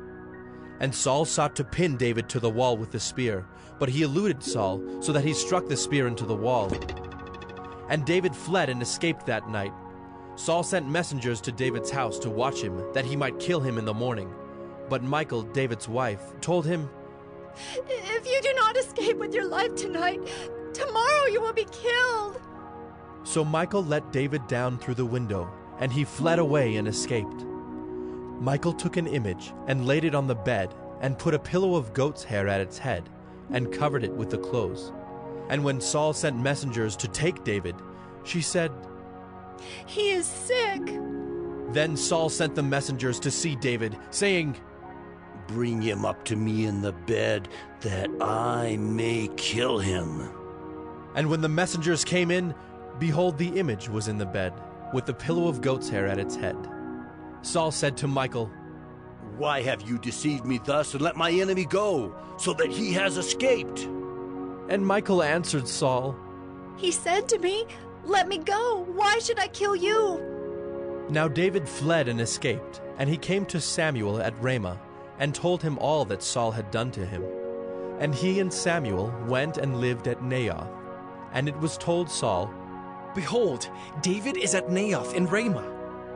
Then Saul sent messengers to take David, And when they saw the company of the prophets prophesying, and Samuel standing his head over them, the Spirit of God came upon the messengers of Saul, and they also prophesied. When it was told Saul, he sent other messengers, and they also prophesied. And Saul sent messengers again, the third time, and they also prophesied. Then he himself went to Ramah, and came to the great well that is in Secu, and he asked, "Where are Samuel and David?" And one said, "Behold, they are at Naioth in Ramah." And he went there to Naioth in Ramah, and the Spirit of God came upon him also. And as he went, he prophesied until he came to Naioth in Ramah. And he too stripped off his clothes, and he too prophesied before Samuel, and lay naked all that day and all that night. Thus it is said, "Is Saul also among the prophets?" 1 Samuel 20. Then David fled from Naioth in Ramah, and came and said before Jonathan, "What have I done? What is my guilt? And what is my sin before your father, that he seeks my life?" And he said to him, "Far from it. You shall not die. Behold, my father does nothing, either great or small, without disclosing it to me. And why should my father hide this from me? It is not so." But David vowed again, saying, "Your father knows well that I have found favor in your eyes, and he thinks, 'Do not let Jonathan know this, lest he be grieved.' But truly, as the Lord lives and as your soul lives, there is but a step between me and death." Then Jonathan said to David, "Whatever you say, I will do for you." David said to Jonathan, "Behold, tomorrow is the new moon, and I should not fail to sit at table with the king. But let me go, that I may hide myself in the field till the third day at evening. If your father misses me at all, then say, 'David earnestly asked leave of me to run to Bethlehem his city, for there is a yearly sacrifice there for all the clan.' If he says, 'Good,' it will be well with your servant. But if he is angry, then know that harm is determined by him.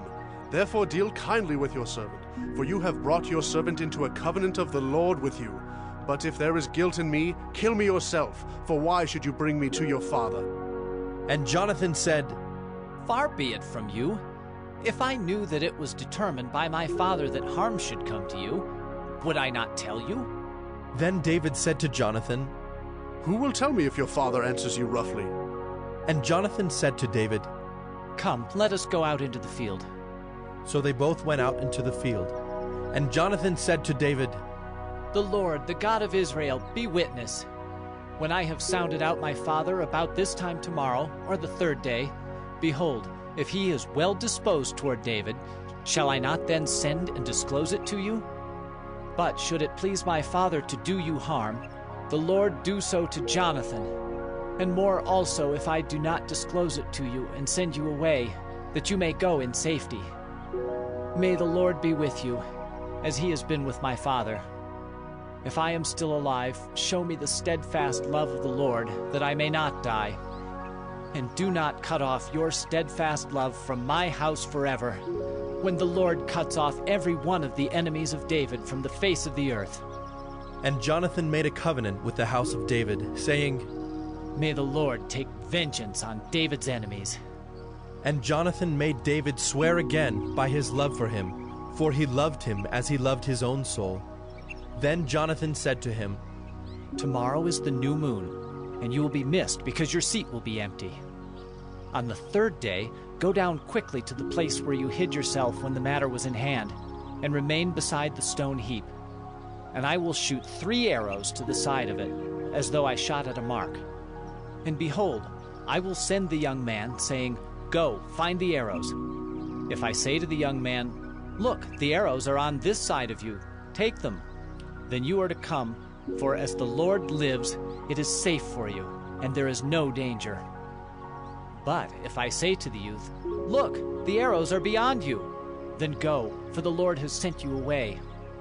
And as for the matter of which you and I have spoken, behold, the Lord is between you and me forever." So David hid himself in the field.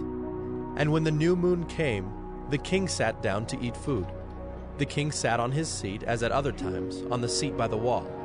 Jonathan sat opposite, and Abner sat by Saul's side. but David's place was empty. Yet Saul did not say anything that day, for he thought, "Something has happened to him. He is not clean. Surely he is not clean." But on the second day, the day after the new moon, David's place was empty. And Saul said to Jonathan his son, "Why has not the son of Jesse come to the meal, either yesterday or today?" Jonathan answered Saul, David earnestly asked leave of me to go to Bethlehem. He said, "Let me go, for our clan holds a sacrifice in the city, and my brother has commanded me to be there. So now if I have found favor in your eyes, let me get away and see my brothers." For this reason he has not come to the king's table. Then Saul's anger was kindled against Jonathan, and he said to him, "You son of a perverse, rebellious woman, do I not know that you have chosen the son of Jesse to your own shame and to the shame of your mother's nakedness? For as long as the son of Jesse lives on the earth, neither you nor your kingdom shall be established. Therefore send and bring him to me, for he shall surely die." Then Jonathan answered Saul his father, "Why should he be put to death? What has he done?" But Saul hurled his spear at him to strike him. So Jonathan knew that his father was determined to put David to death. And Jonathan rose from the table in fierce anger and ate no food the second day of the month, for he was grieved for David, because his father had disgraced him. In the morning Jonathan went out into the field to the appointment with David, and with him a little boy. And he said to his boy, "Run and find the arrows that I shoot." As the boy ran, he shot an arrow beyond him. And when the boy came to the place of the arrow that Jonathan had shot, Jonathan called after the boy and said, "Is not the arrow beyond you?" And Jonathan called after the boy, "Hurry! Be quick! Do not stay!" So Jonathan's boy gathered up the arrows and came to his master. But the boy knew nothing. Only Jonathan and David knew the matter. And Jonathan gave his weapons to his boy, and said to him, "Go and carry them to the city." And as soon as the boy had gone, David rose from beside the stone heap, and fell on his face to the ground, and bowed 3 times. And they kissed one another and wept with one another, David weeping the most. Then Jonathan said to David, "Go in peace, because we have sworn both of us in the name of the Lord, saying, 'The Lord shall be between me and you, and between my offspring and your offspring, forever.'" And he rose and departed, and Jonathan went into the city. 1 Samuel 21. Then David came to Nob, to Ahimelech the priest. And Ahimelech came to meet David trembling, and said to him, "Why are you alone, and no one with you?" And David said to Ahimelech the priest, "The king has charged me with a matter and said to me, 'Let no one know anything of the matter about which I send you, and with which I have charged you. I have made an appointment with the young men for such and such a place.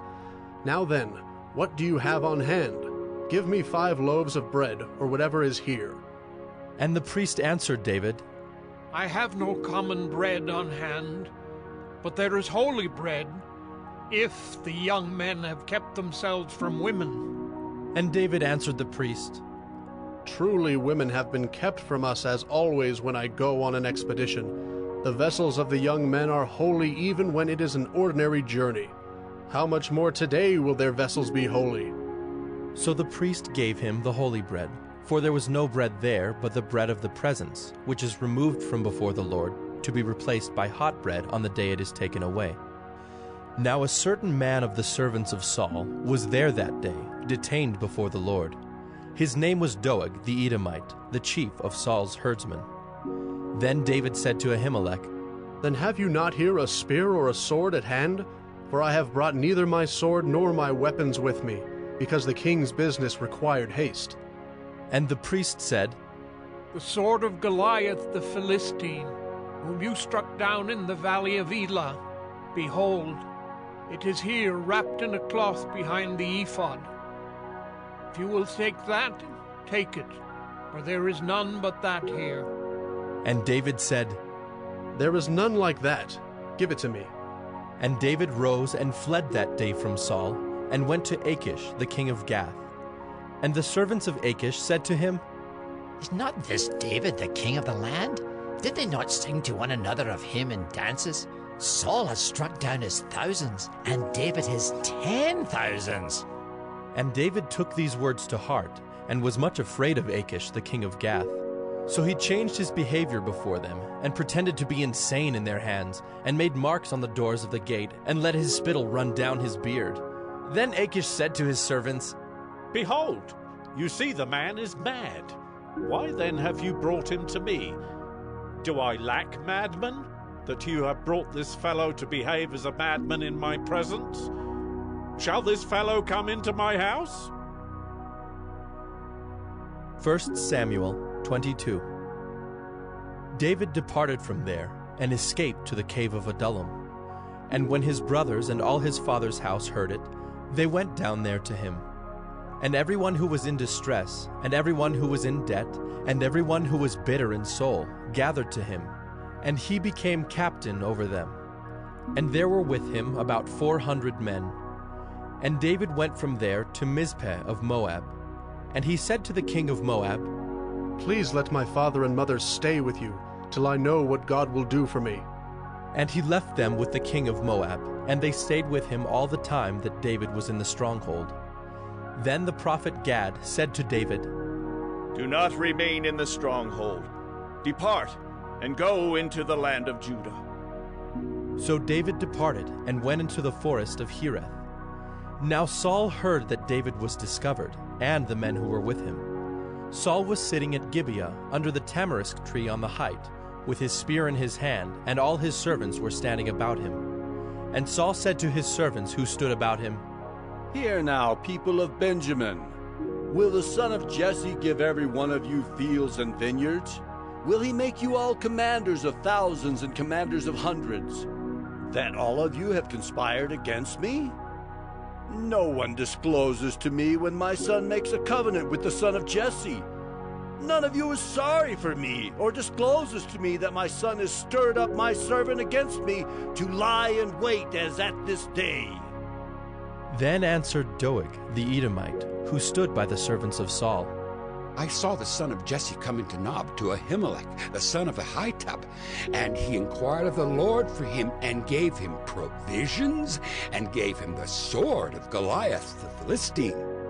Then the king sent to summon Ahimelech the priest, the son of Ahitub, and all his father's house, the priests who were at Nob, and all of them came to the king. And Saul said, Hear now, son of Ahitub. And he answered, Here I am, my lord. And Saul said to him, Why have you conspired against me, you and the son of Jesse, in that you have given him bread and a sword, and have inquired of God for him, so that he has risen against me to lie in wait, as at this day? Then Ahimelech answered the king, And who among all your servants is so faithful as David, who is the king's son-in-law, and captain over your bodyguard, and honored in your house?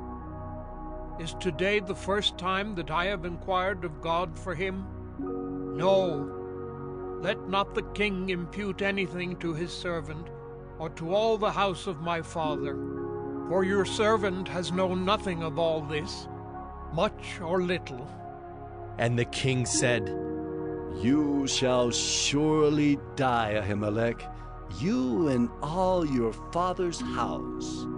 And the king said to the guard who stood about him, Turn and kill the priests of the Lord, because their hand also is with David, and they knew that he fled and did not disclose it to me. But the servants of the king would not put out their hand to strike the priests of the Lord.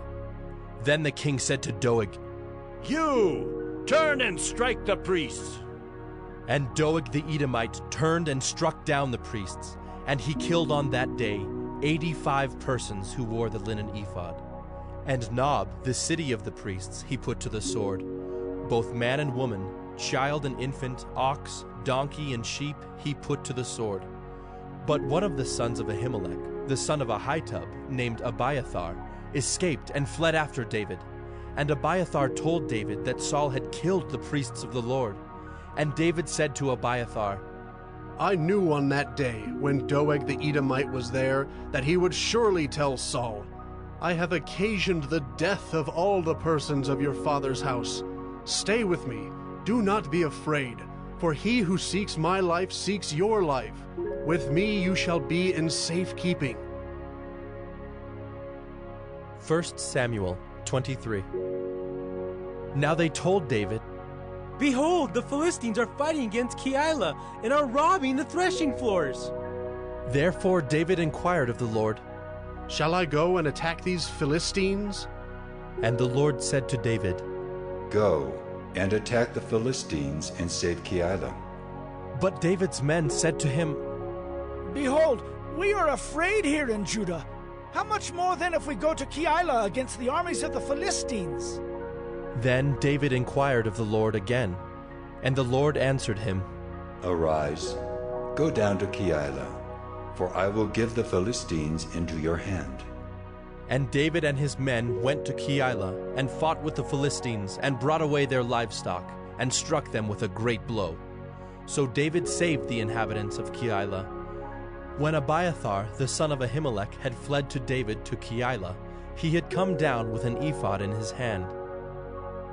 Now it was told Saul that David had come to Keilah, and Saul said, God has given him into my hand, for he has shut himself in by entering a town that has gates and bars. And Saul summoned all the people to war, to go down to Keilah, to besiege David and his men. David knew that Saul was plotting harm against him, and he said to Abiathar the priest, Bring the ephod here. Then said David, O Lord, the God of Israel, your servant has surely heard that Saul seeks to come to Keilah to destroy the city on my account. Will the men of Keilah surrender me into his hand? Will Saul come down, as your servant has heard?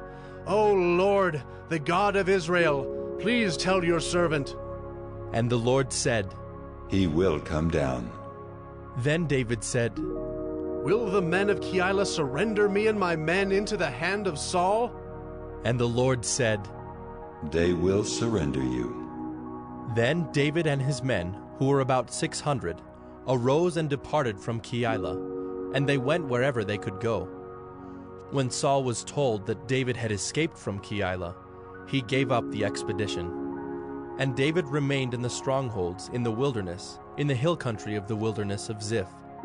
And Saul sought him every day, but God did not give him into his hand. David saw that Saul had come out to seek his life. David was in the wilderness of Ziph at Horesh, and Jonathan, Saul's son, rose and went to David at Horesh, and strengthened his hand in God. And he said to him, Do not fear, for the hand of Saul my father shall not find you. You shall be king over Israel, and I shall be next to you. Saul my father also knows this. And the two of them made a covenant before the Lord. David remained at Horesh, and Jonathan went home. Then the Ziphites went up to Saul at Gibeah, saying, Is not David hiding among us in the strongholds at Horesh, on the hill of Keilah, which is south of Jeshimon? Now come down, O king, according to all your heart's desire to come down, and our part shall be to surrender him into the king's hand. And Saul said, May you be blessed by the Lord, for you have had compassion on me. Go, make yet more sure. Know and see the place where his foot is, and who has seen him there, for it is told me that he is very cunning. See therefore and take note of all the lurking places where he hides, and come back to me with sure information. Then I will go with you, and if he is in the land, I will search him out among all the thousands of Judah.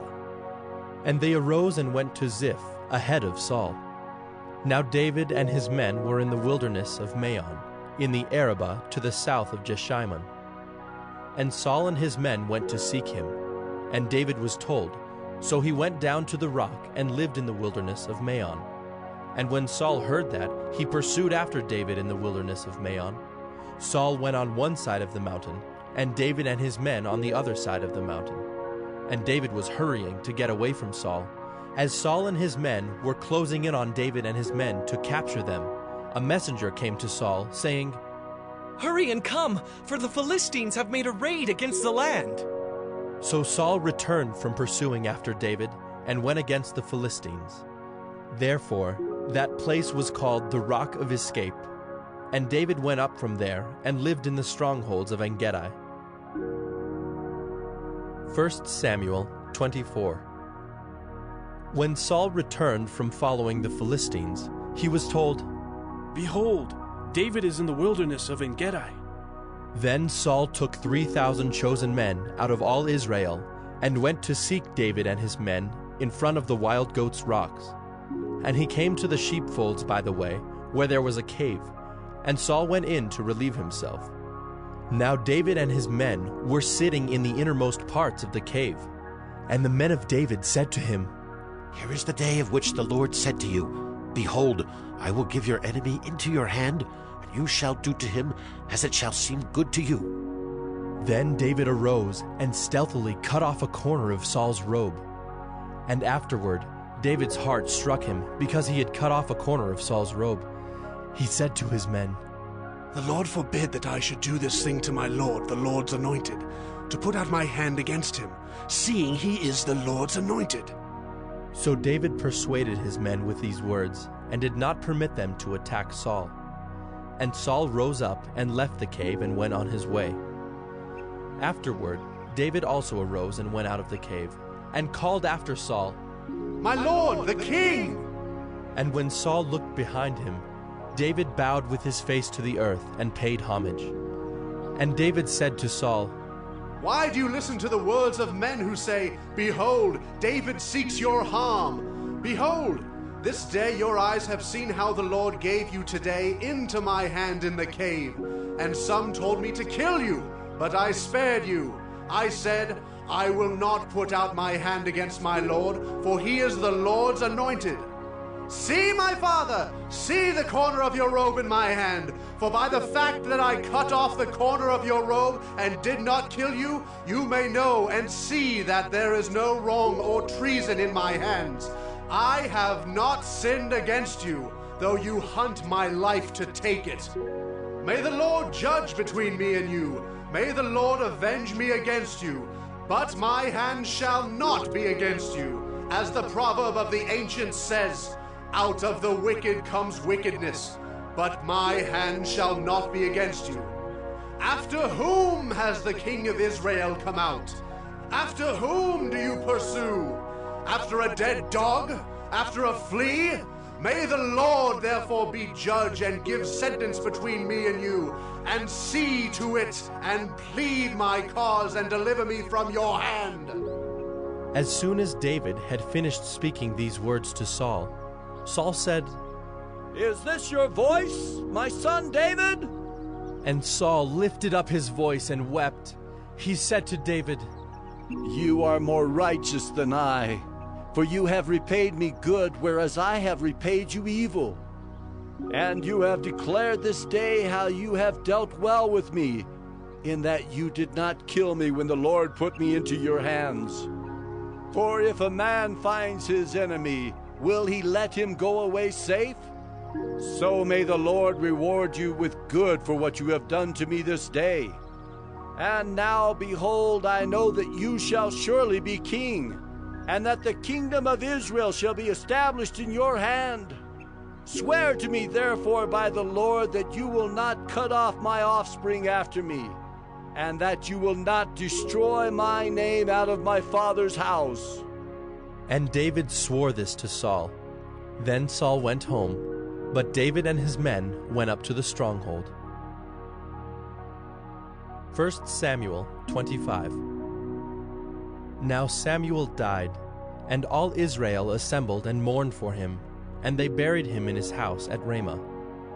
Then David rose and went down to the wilderness of Paran.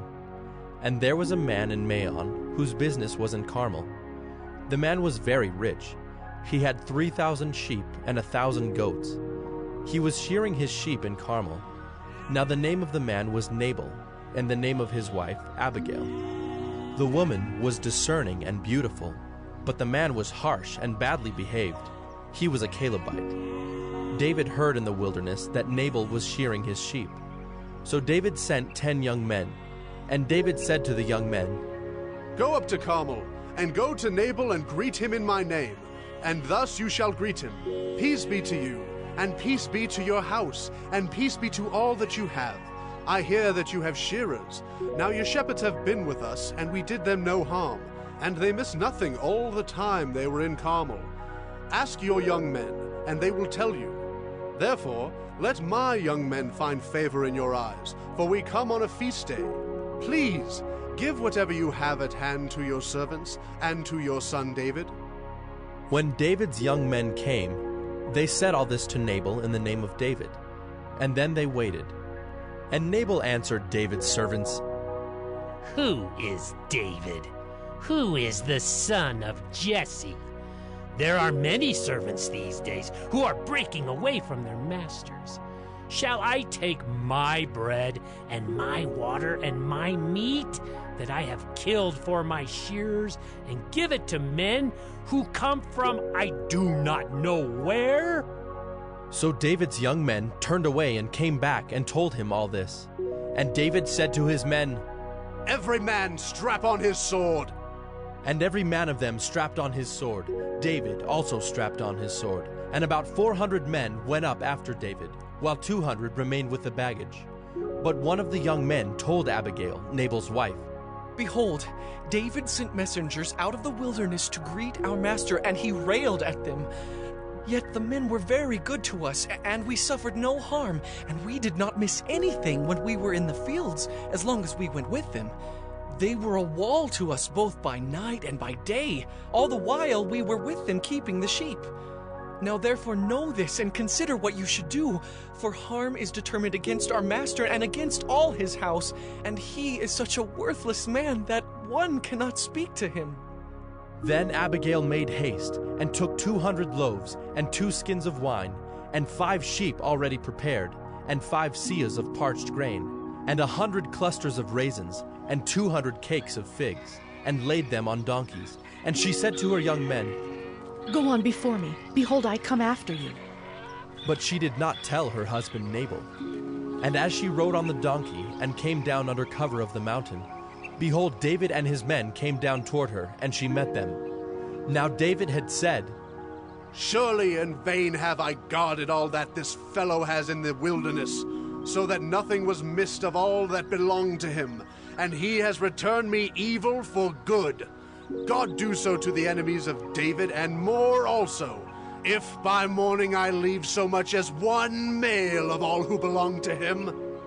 When Abigail saw David, she hurried and got down from the donkey, and fell before David on her face, and bowed to the ground. She fell at his feet, and said, On me alone, my lord, be the guilt. Please let your servant speak in your ears, and hear the words of your servant. Let not my lord regard this worthless fellow Nabal, for as his name is, so is he. Nabal is his name, and folly is with him. But I, your servant, did not see the young men of my lord whom you sent. Now then, my lord, as the Lord lives, and as your soul lives, because the Lord has restrained you from blood guilt and from saving with your own hand, now then let your enemies and those who seek to do evil to my lord be as Nabal. And now let this present that your servant has brought to my lord be given to the young men who follow my lord. Please forgive the trespass of your servant, for the Lord will certainly make my lord a sure house, because my lord is fighting the battles of the Lord, and evil shall not be found in you, so long as you live. If men rise up to pursue you and to seek your life, the life of my lord shall be bound in the bundle of the living, in the care of the Lord your God. And the lives of your enemies he shall sling out as from the hollow of a sling. And when the Lord has done to my lord according to all the good that he has spoken concerning you, and has appointed you prince over Israel, my lord shall have no cause of grief, or pains of conscience for having shed blood without cause, or for my lord taking vengeance himself. And when the Lord has dealt well with my lord, then remember your servant. And David said to Abigail, Blessed be the Lord, the God of Israel, who sent you this day to meet me. Blessed be your discretion, and blessed be you, who have kept me this day from blood guilt and from avenging myself with my own hand. For as surely as the Lord, the God of Israel, lives, who has restrained me from hurting you, unless you had hurried and come to meet me, truly by morning there had not been left to Nabal so much as one male. Then David received from her hand what she had brought him. And he said to her, Go up in peace to your house. See, I have obeyed your voice, and I have granted your petition. And Abigail came to Nabal, and behold, he was holding a feast in his house, like the feast of a king. And Nabal's heart was merry within him, for he was very drunk. So she told him nothing at all until the morning light. In the morning, when the wine had gone out of Nabal, his wife told him these things, and his heart died within him, and he became as a stone. And about 10 days later the Lord struck Nabal, and he died. When David heard that Nabal was dead, he said, Blessed be the Lord who has avenged the insult I received at the hand of Nabal, and has kept back his servant from wrongdoing. The Lord has returned the evil of Nabal on his own head. Then David sent and spoke to Abigail to take her as his wife. When the servants of David came to Abigail at Carmel, they said to her, David has sent us to you to take you to him as his wife. And she rose and bowed with her face to the ground and said, Behold, your handmaid is a servant to wash the feet of the servants of my Lord. And Abigail hurried and rose and mounted a donkey, and her 5 young women attended her. She followed the messengers of David and became his wife. David also took Ahinoam of Jezreel, and both of them became his wives. Saul had given Michal his daughter, David's wife, to Paltai the son of Laish, who was of Galim. 1 Samuel 26. Then the Ziphites came to Saul at Gibeah, saying, Is not David hiding himself on the hill of Hachilah, which is on the east of Jeshimon? So Saul arose and went down to the wilderness of Ziph, with 3,000 chosen men of Israel, to seek David in the wilderness of Ziph. And Saul encamped on the hill of Hachilah, which is beside the road on the east of Jeshimon. But David remained in the wilderness. When he saw that Saul came after him into the wilderness, David sent out spies and learned that Saul had come. Then David rose and came to the place where Saul had encamped. And David saw the place where Saul lay, with Abner the son of Ner, the commander of his army. Saul was lying within the encampment, while the army was encamped around him. Then David said to Ahimelech the Hittite, and to Joab's brother Abishai, the son of Zeruiah, Who will go down with me into the camp to Saul? And Abishai said, I will go down with you. So David and Abishai went to the army by night. And there lay Saul sleeping within the encampment, with his spear stuck in the ground at his head, and Abner and the army lay around him. Then said Abishai to David, God has given your enemy into your hand this day.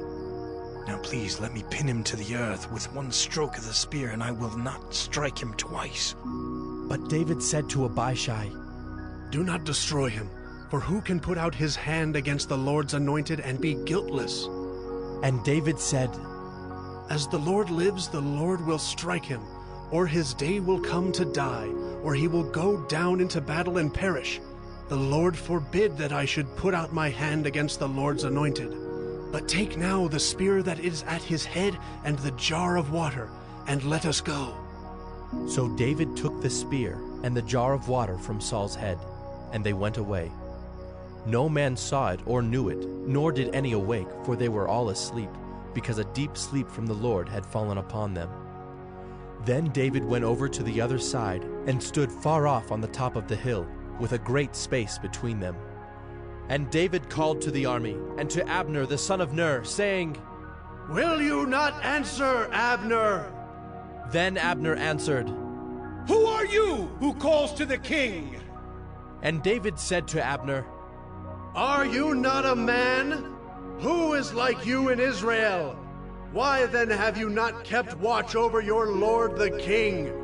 For one of the people came in to destroy the king your lord. This thing that you have done is not good. As the Lord lives, you deserve to die. because you have not kept watch over your lord, the Lord's anointed. And now see where the king's spear is, and the jar of water that was at his head?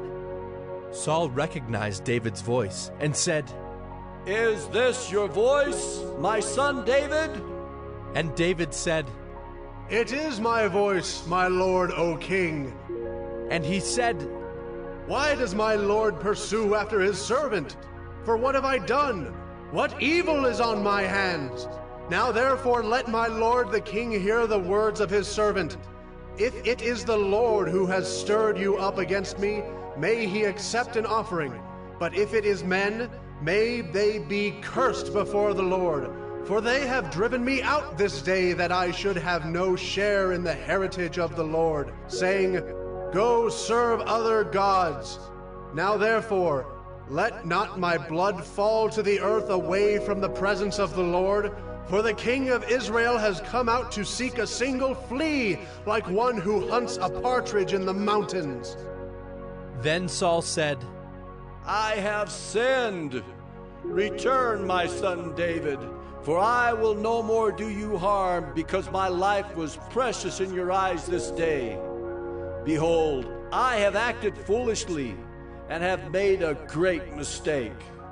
And David answered and said, "Here is the spear, O king. Let one of the young men come over and take it. The Lord rewards every man for his righteousness and his faithfulness, for the Lord gave you into my hand today, and I would not put out my hand against the Lord's anointed. Behold, as your life was precious this day in my sight, so may my life be precious in the sight of the Lord, and may he deliver me out of all tribulation." Then Saul said to David, "Blessed be you, my son David. You will do many things and will succeed in them." So David went his way, and Saul returned to his place. 1 Samuel 27.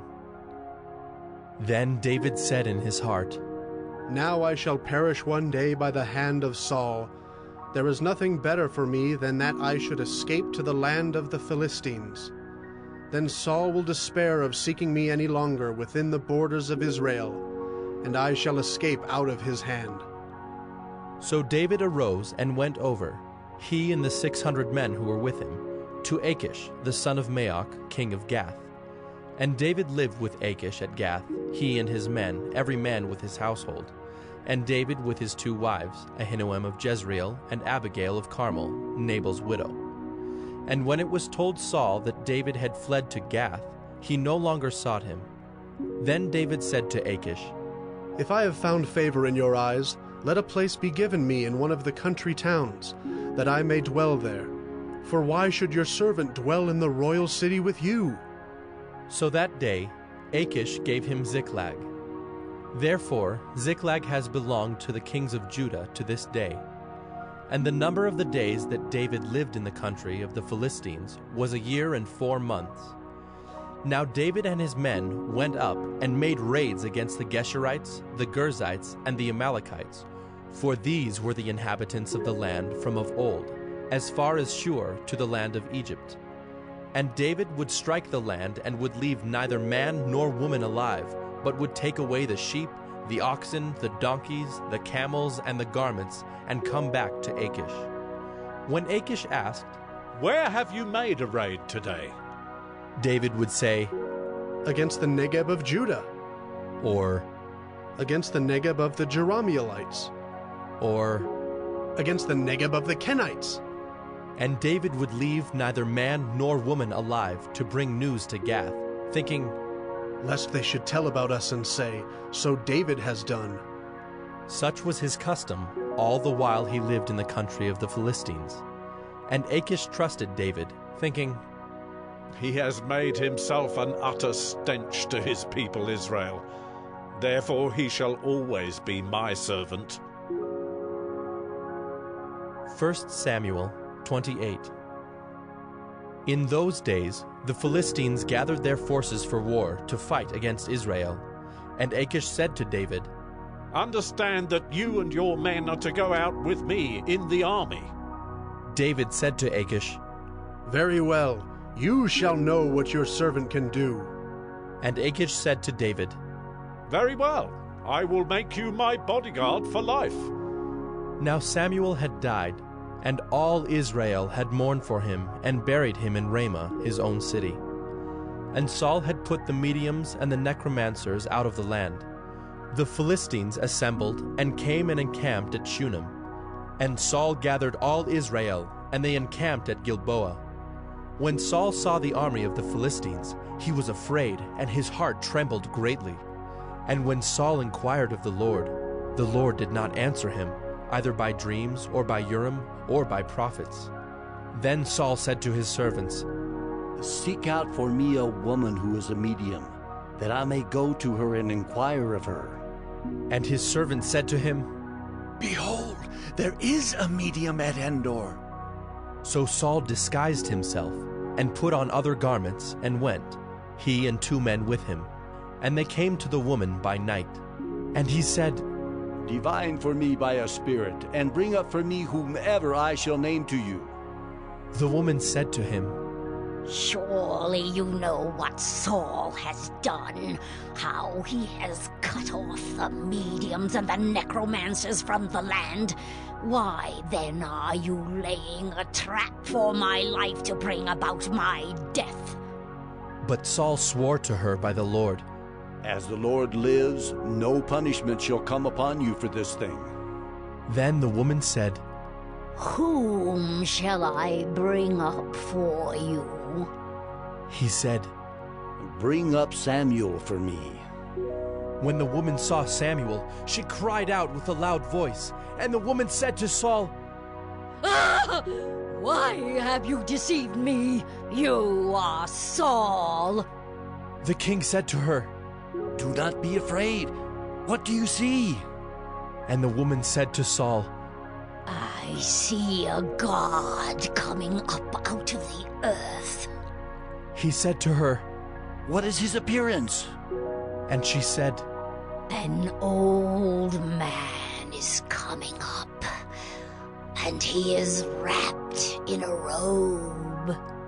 And Saul knew that it was Samuel, and he bowed with his face to the ground and paid homage. Then Samuel said to Saul, Why have you disturbed me by bringing me up? Saul answered, I am in great distress, for the Philistines are warring against me, and God has turned away from me and answers me no more, either by prophets or by dreams. Therefore I have summoned you to tell me what I shall do. And Samuel said, Why then do you ask me, since the Lord has turned from you and become your enemy? The Lord has done to you as he spoke by me.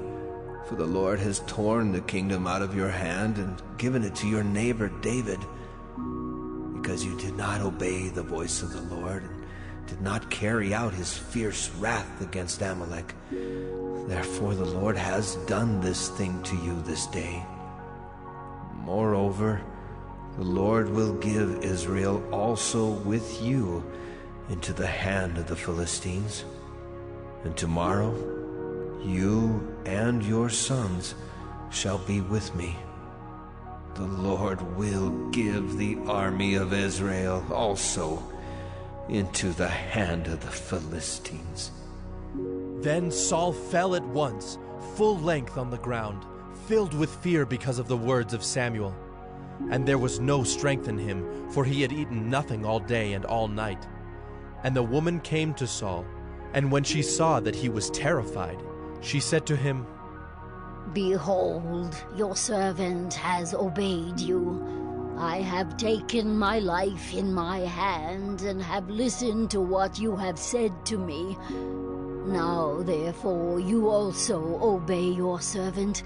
Let me set a morsel of bread before you, and eat, that you may have strength when you go on your way.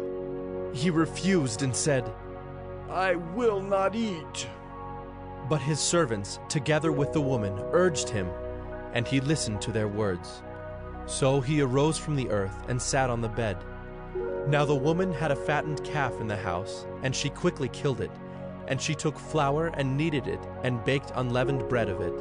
and she put it before Saul and his servants, and they ate. Then they rose and went away that night. 1 Samuel 29. Now the Philistines had gathered all their forces at Aphek, and the Israelites were encamped by the spring that is in Jezreel. As the lords of the Philistines were passing on by hundreds and by thousands, and David and his men were passing on in the rear with Achish, the commanders of the Philistines said, "What are these Hebrews doing here?" And Achish said to the commanders of the Philistines, "Is this not David, the servant of Saul, king of Israel, who has been with me now for days and years? And since he deserted to me, I have found no fault in him to this day." But the commanders of the Philistines were angry with him, and the commanders of the Philistines said to him, "Send the man back, that he may return to the place to which you have assigned him. He shall not go down with us to battle, lest in the battle he become an adversary to us. For how could this fellow reconcile himself to his lord? Would it not be with the heads of the men here? Is not this David of whom they sing to one another in dances? Saul has struck down his thousands, and David his 10,000s. Then Achish called David and said to him, "As the Lord lives, you have been honest, and to me it seems right that you should march out and in with me in the campaign. For I have found nothing wrong in you from the day of your coming to me to this day. Nevertheless, the lords do not approve of you. So go back now and go peaceably, that you may not displease the lords of the Philistines." And David said to Achish, "But what have I done? What have you found in your servant from the day I entered your service until now, that I may not go and fight against the enemies of my lord the king?" And Achish answered David and said, "I know that you are as blameless in my sight as an angel of God. Nevertheless, the commanders of the Philistines have said, 'He shall not go up with us to the battle.' Now then, rise early in the morning with the servants of your lord who came with you, and start early in the morning, and depart as soon as you have light." So David set out with his men early in the morning to return to the land of the Philistines. But the Philistines went up to Jezreel. 1 Samuel 30. Now when David and his men came to Ziklag on the third day, the Amalekites had made a raid against the Negeb and against Ziklag. They had overcome Ziklag and burned it with fire, and taken captive the women and all who were in it, both small and great. They killed no one, but carried them off and went their way. And when David and his men came to the city, they found it burned with fire, and their wives and sons and daughters taken captive. Then David and the people who were with him raised their voices and wept until they had no more strength to weep. David's 2 wives also had been taken captive, Ahinoam of Jezreel, and Abigail, the widow of Nabal of Carmel.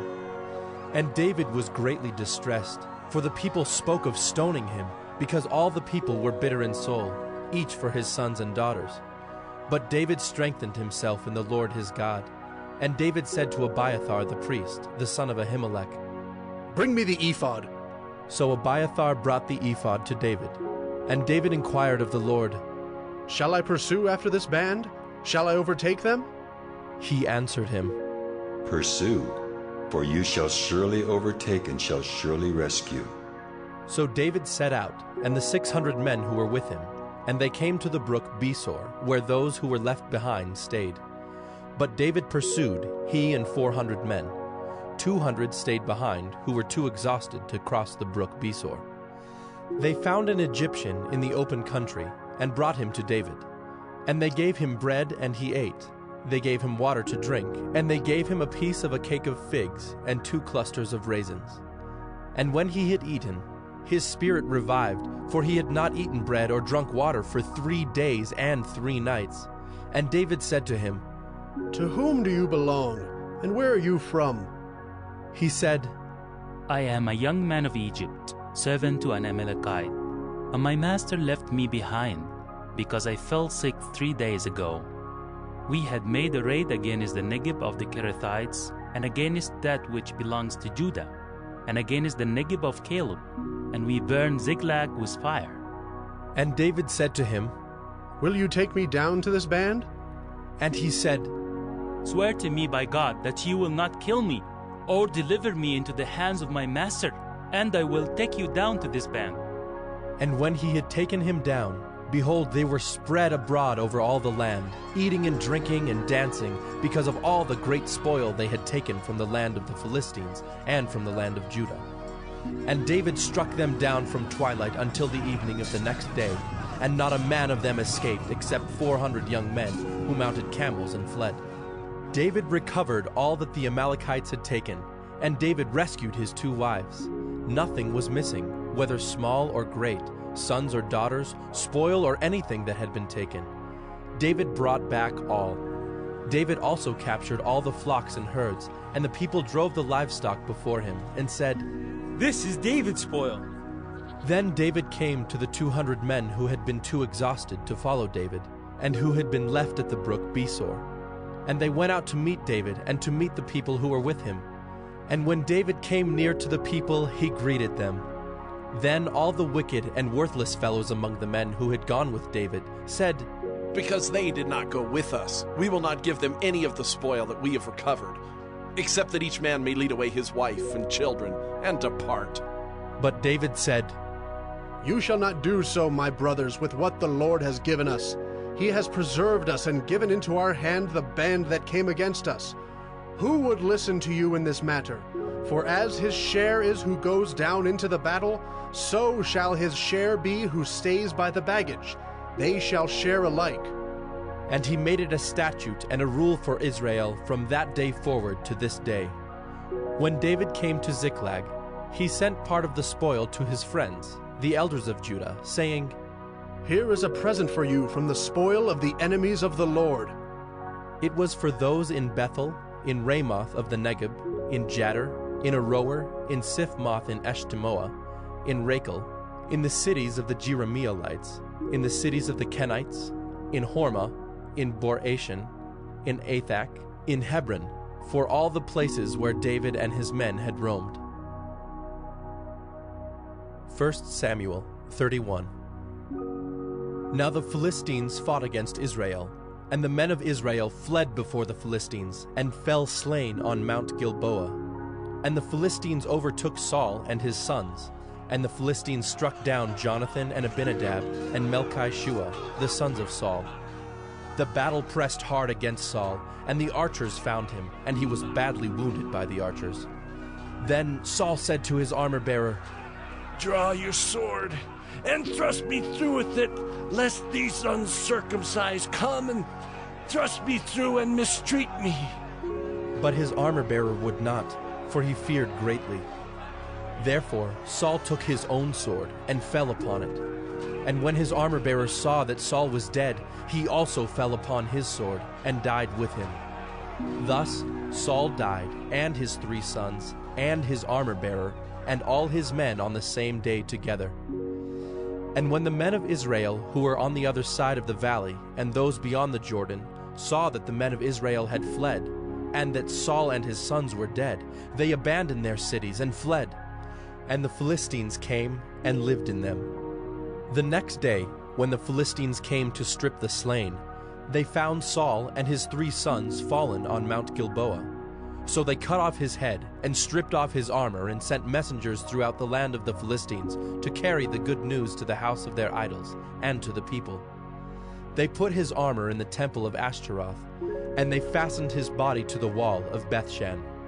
But when the inhabitants of Jabesh-gilead heard what the Philistines had done to Saul, all the valiant men arose and went all night and took the body of Saul and the bodies of his sons from the wall of Bethshan.